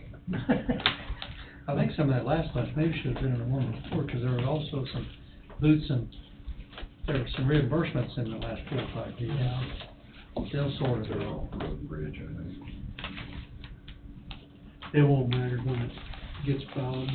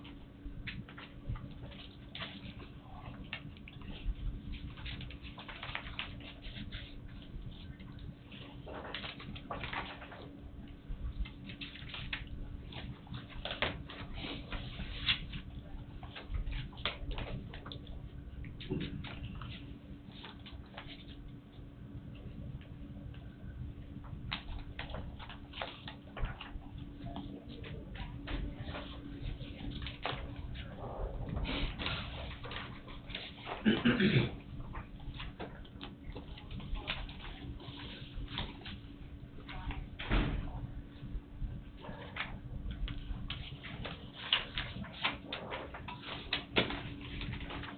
got her shut off. Oh, okay, okay, we're here.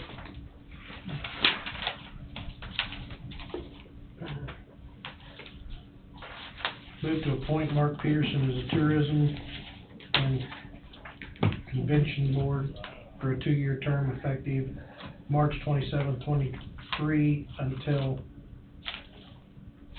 December 31st, 2024. Moved by, I so moved. moved by Houston. Second. Seconded by Meeks. All in favor, say aye. Aye. Unanimous. Congratulations, Mark. Yep. Lucky guy. Thank you, Mark. Thank you, sir, for stepping up to the plate. Under pressure. Under pressure. He didn't handle peer pressure very well, did he? Mark didn't have a chance on it. No, he really didn't. He'll do a good job, he's involved. Good man.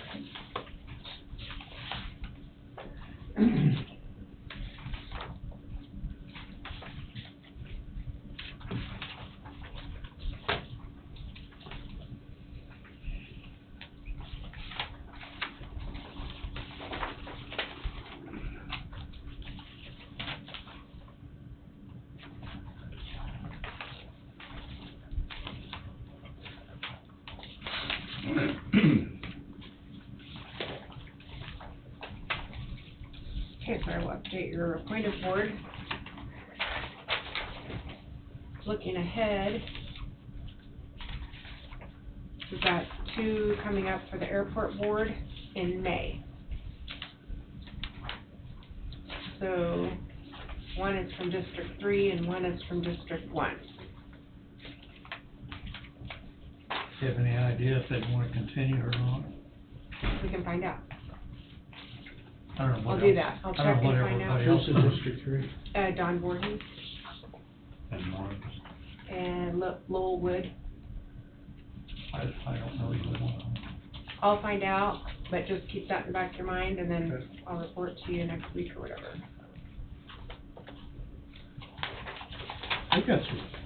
They got quite a bit of construction coming up, don't they? Mhm. They haven't done any of that yet, have they? No, it wasn't scheduled to start till this year, I believe. Oh, okay. Runway and stuff. This is. They did the runway, this is taxis, some taxi lanes, and then in front of the hangars. I see. Concrete. Anybody's gonna do it all concrete rather than Have grass. part grass and part concrete. And then we will have the planning board coming up, but I think Nathan Strider's reapplying. Clarence Fry already did, you approved that last, or 2 weeks ago, and Lyle Fisher. Don, have you talked to him? I'll talk to him. Okay. I see occasionally anyway. And then after this, we won't have any till October. So I won't have to nag you until October. Keep us in check.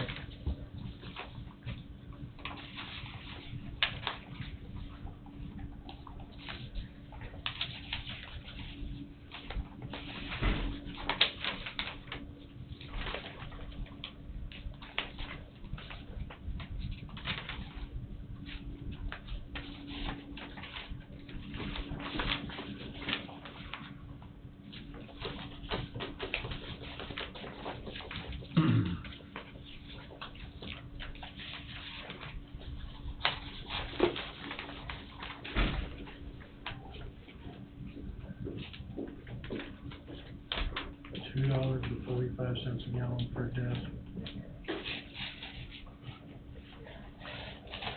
Pretty high. Depends. Bulk delivered. Should be around 190 range.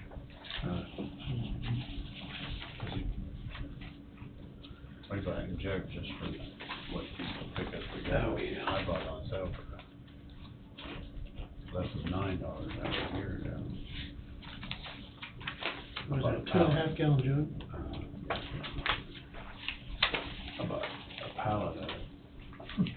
That shows, I kinda wanna watch that.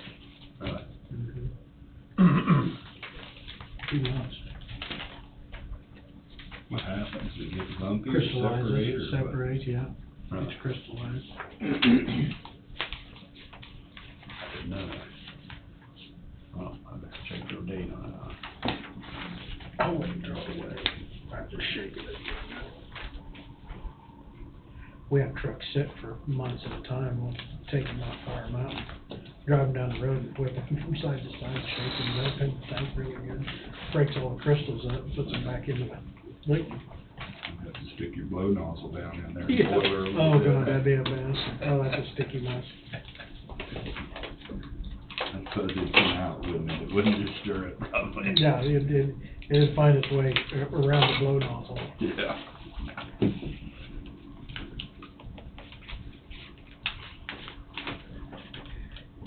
Yeah.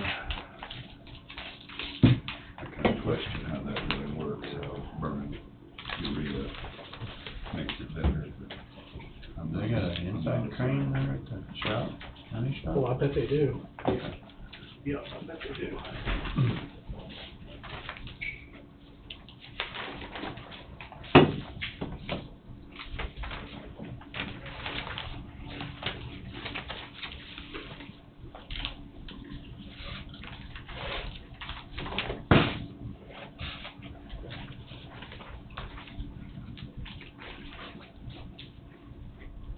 I knew that we sold the other train at auction, so what kind of train are we getting inspected here? But yeah, I think you're right. Roller crane up top.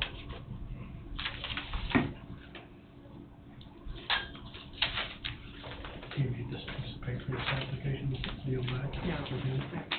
Jesse, here's an invoice for Eagle Creek Quarry. I probably asked before. Is that up in the Lebo area for you? It's got an Emporia address. It's at Hartford, it's north of the APAC quarry there in Oh, Hartford. it's north of That new Yeah. quarry. and back east or something? It's just right there along the road. On the west side, just north of the Yeah. other quarry. It's on Derbyshire ground right there. Derbyshire. Mhm. Bruce Davis Construction basically operates it. They're crushing some rock, looks like. What a pile of that. When the APAC guys said they looked at it and it wasn't worth pouring, so they didn't buy it.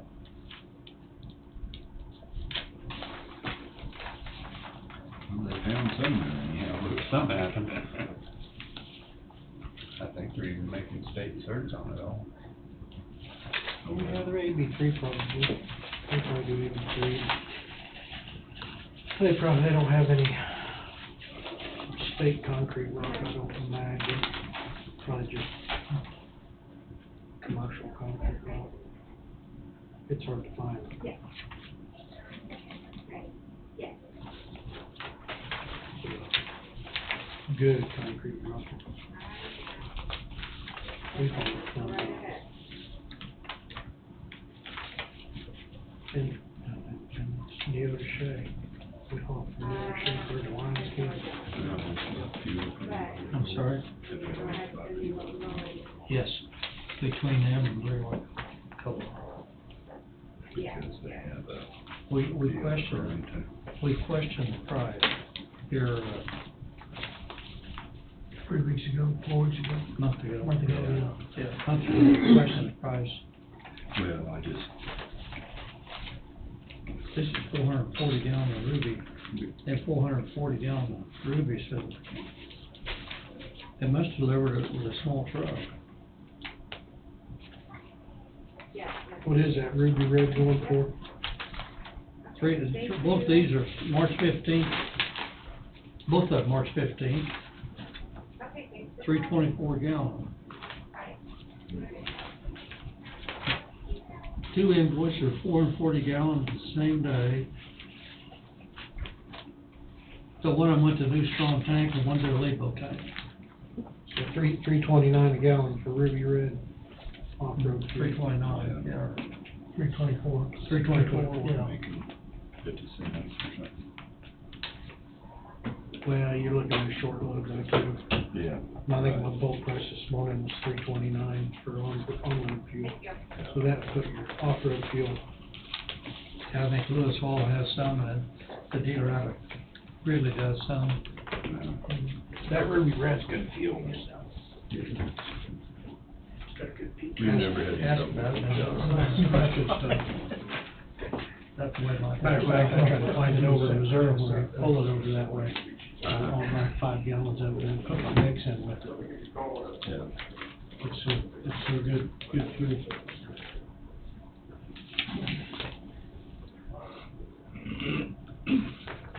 About all your MFA's up in northern Missouri area.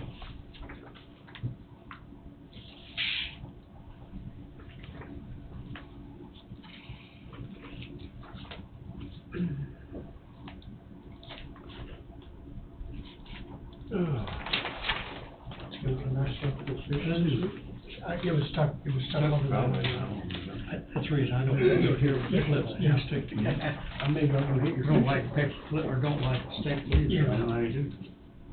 Wednesday 61, Friday 71.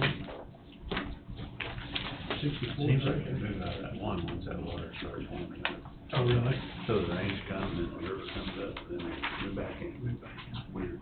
The one with the handicap area. Have you ever fished in the one with the west of there?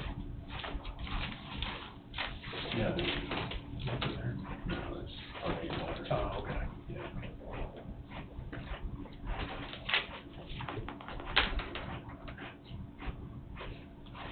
I come back from Florida. I'll get shorter lane. It is. Going over there to check on it, River Bridge there. I said I got this last time I loaded off the rock. There's a guy standing up there, and he had one casting. He's casting down in the, what river is running, he was off the side, and anyway, he's pulling out a shad about this long. Really? Net full each time, he was like a 48 quart cooler full of them. Full of them, huh?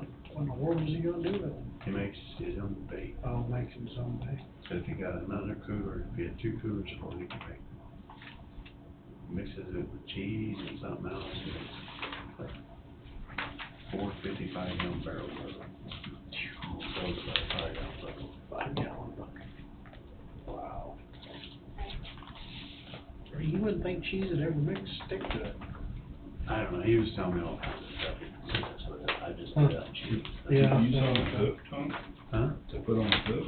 He makes some kind of catfish bait out of his shad and cheese and I just didn't know how he. I don't know, he ferments it in a 55-gallon barrel and then has to scoop it out into 5-gallon buckets and sell it at 5-gallon bucket at a time, so he told me. Well, they've got deals now that you can have like a bait bag. You can put a bait bag. I use lantern mantles.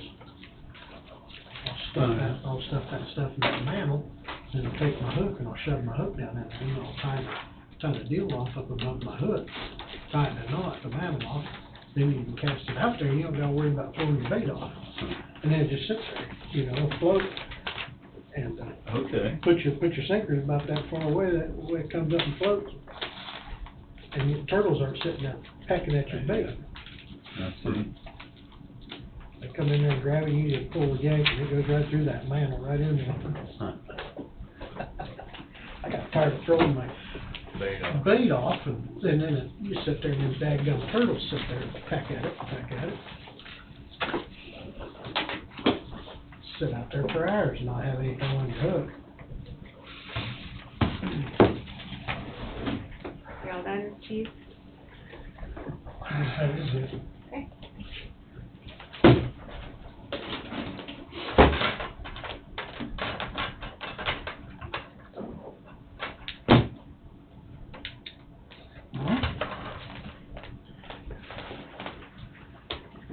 Nobody has anything else? Anything else come to mind? That looks shorter than I thought it might be.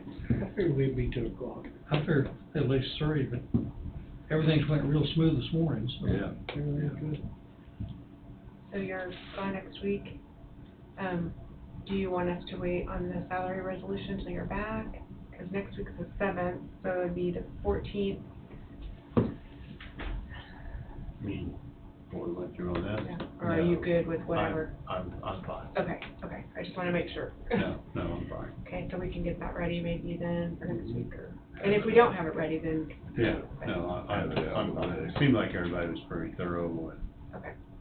most of them had no issues, and it sounds like the issues that did occur got resolved, so. Yeah. And Angie did state that they've got the new template numbered for next year, so we can call out a number, 1, 2, 3, or 6. Put a number on each side then. We could do both We sides. can do both sides. If you did it on both sides, you Every could other correct couple I can add lines. that. Yeah. Yellow every 2 or 3 lines. Yeah. I went through and added the previous year's budget, so it'll calculate, and then also show you the difference, and then I went in and put the numbers on one side, but I can go add that on the other too. And so then when everybody prepares their budgets next year, I just send it out for email, and it's all ready to go. I like it. I like it. Yeah, very good. A little easier to read, know what the budget was the previous year, and Yeah. so. Now, we got the Chanute meeting next, on the 29th. Yes, I know. those who wish to Were you planning go, on going down, Steve? I am, Okay. right now I I- am. I know, Wade would prefer not too many of us to be there. I can certainly stay home We don't have too, to sit together. because we can follow it up later. Well, I look at it, it's a meeting for everybody, and Yeah. if there's more than one commissioner, or 2 or 3 commissioners, I don't have a problem with it, personally. I mean, I really, I think it's for the knowledge of what the states do. Yeah. Right. And I think it's good that we Anybody, attend. anybody else going down? I was planning on going You now. want just I got customers down that way, I'll make a Okay. day of it, just gonna make a day out of it? loop around, so, I was planning on going. But like I say, as long as we're not sitting together. I can pick you up someplace, Steve. It'll queue Well, it don't make any difference to me. Well, it starts at 9, doesn't it? 9 at the KDOT building. Cause it's still in west of the McDonald, isn't it? Is that where it's at? I never did look at it real close. On the west side of the McDonald, about 3 blocks, then back south a little ways. So, Yeah, I think Kinda probably out- just east of the river bridge, pretty close, and then back south, isn't it? KDOT East of the building river? is, I don't know where the river bridge is, I guess, The but river bridge is right on the west side of town, isn't it? Well, the river bridge actually goes just right down through town. if you go down Plummer Avenue to, what is that road, is that 18? Plummer Avenue. I don't know how many times I've drove by it, I drive right to it, but yeah, McDonald's is straight east of there, I mean, like, you can see McDonald's, you can see KDOT. Yeah, see, that's in the southern that's right So down. it's south and east of the hospital, I know that. Yep. It's Keep kind of, saying it's east of McDonald's, Yeah. not west of McDonald's. no, it's west of West of McDonald's. West of McDonald's, Yeah. okay. Yeah. Yeah, there's Probably 2 or 3 blocks, and it goes down into all the city, where the city buildings are. I've been there too, but I can't Yeah. It don't make a difference tell to you me. the street. Listen, I'll give you a ring. I'm sorry? What's the date? I'll give you a ring tomorrow. That's Wednesday morning. I'll give you a ring Yeah, tomorrow. this Wednesday. Yeah, I'll give you a ring tomorrow. It takes, get it. depends on, it'll take just a short 411 hour. West 14th, is that correct? It's only about 40 miles Yeah, from here, I said 8. something like Well, that. from Leroy, it's 25, and, 42, or time you get downtown, 42 or 3. See if that's for sure, it is, looks like it would First be you can leave at south, 9 or a little bit before. off Garfield Street or Avenue, What time's the meeting start? 9. 9. I just know it's east of Plummer, but there's a couple roads in between there, so. See the ballparks and everything. If they're not Yeah, doing it road is. construction. Okay, you're right, east of Plummer, so then there's Allen, Neosho County Community College, and then South Washington Avenue, and then Garfield. So Time to get, time first to get signed in, and mom got coffee or donuts, which I don't make a difference. Just go down 75, is that the way you go, or you go to No, there's people that question both of them. I went both directions here about a year ago. There's only a mile difference in which way you go. Yeah. Really? Just a mile? Cause when you get down on 37 or 41, at 58, when you cut across, you got 6 miles, and then you got 22 miles. But when you get down on 41 and cut across, that's only a 10-mile stretch. North State. You wouldn't think it'd come, Okay. you wouldn't think it'd come that close Yeah. together, Do they but call it 2 names? 10 miles. I didn't believe it You got got further some- than that. Neosho, no, I'm just using the MapQuest. Okay. Is Neosho County Community College on there? Yeah, it makes no difference what you do. They normally have some decent information, so. Oh, we gotta go back north. If you're down at Walmart, They're down at what? go straight north to 14. He'll be out 11:30. Yeah, 11:30. There always has been anyway. And then you gotta go west about 2 or 3 miles. Main Street. Seemed like the last time, we went, a year ago, we went to Independence, but I think you're,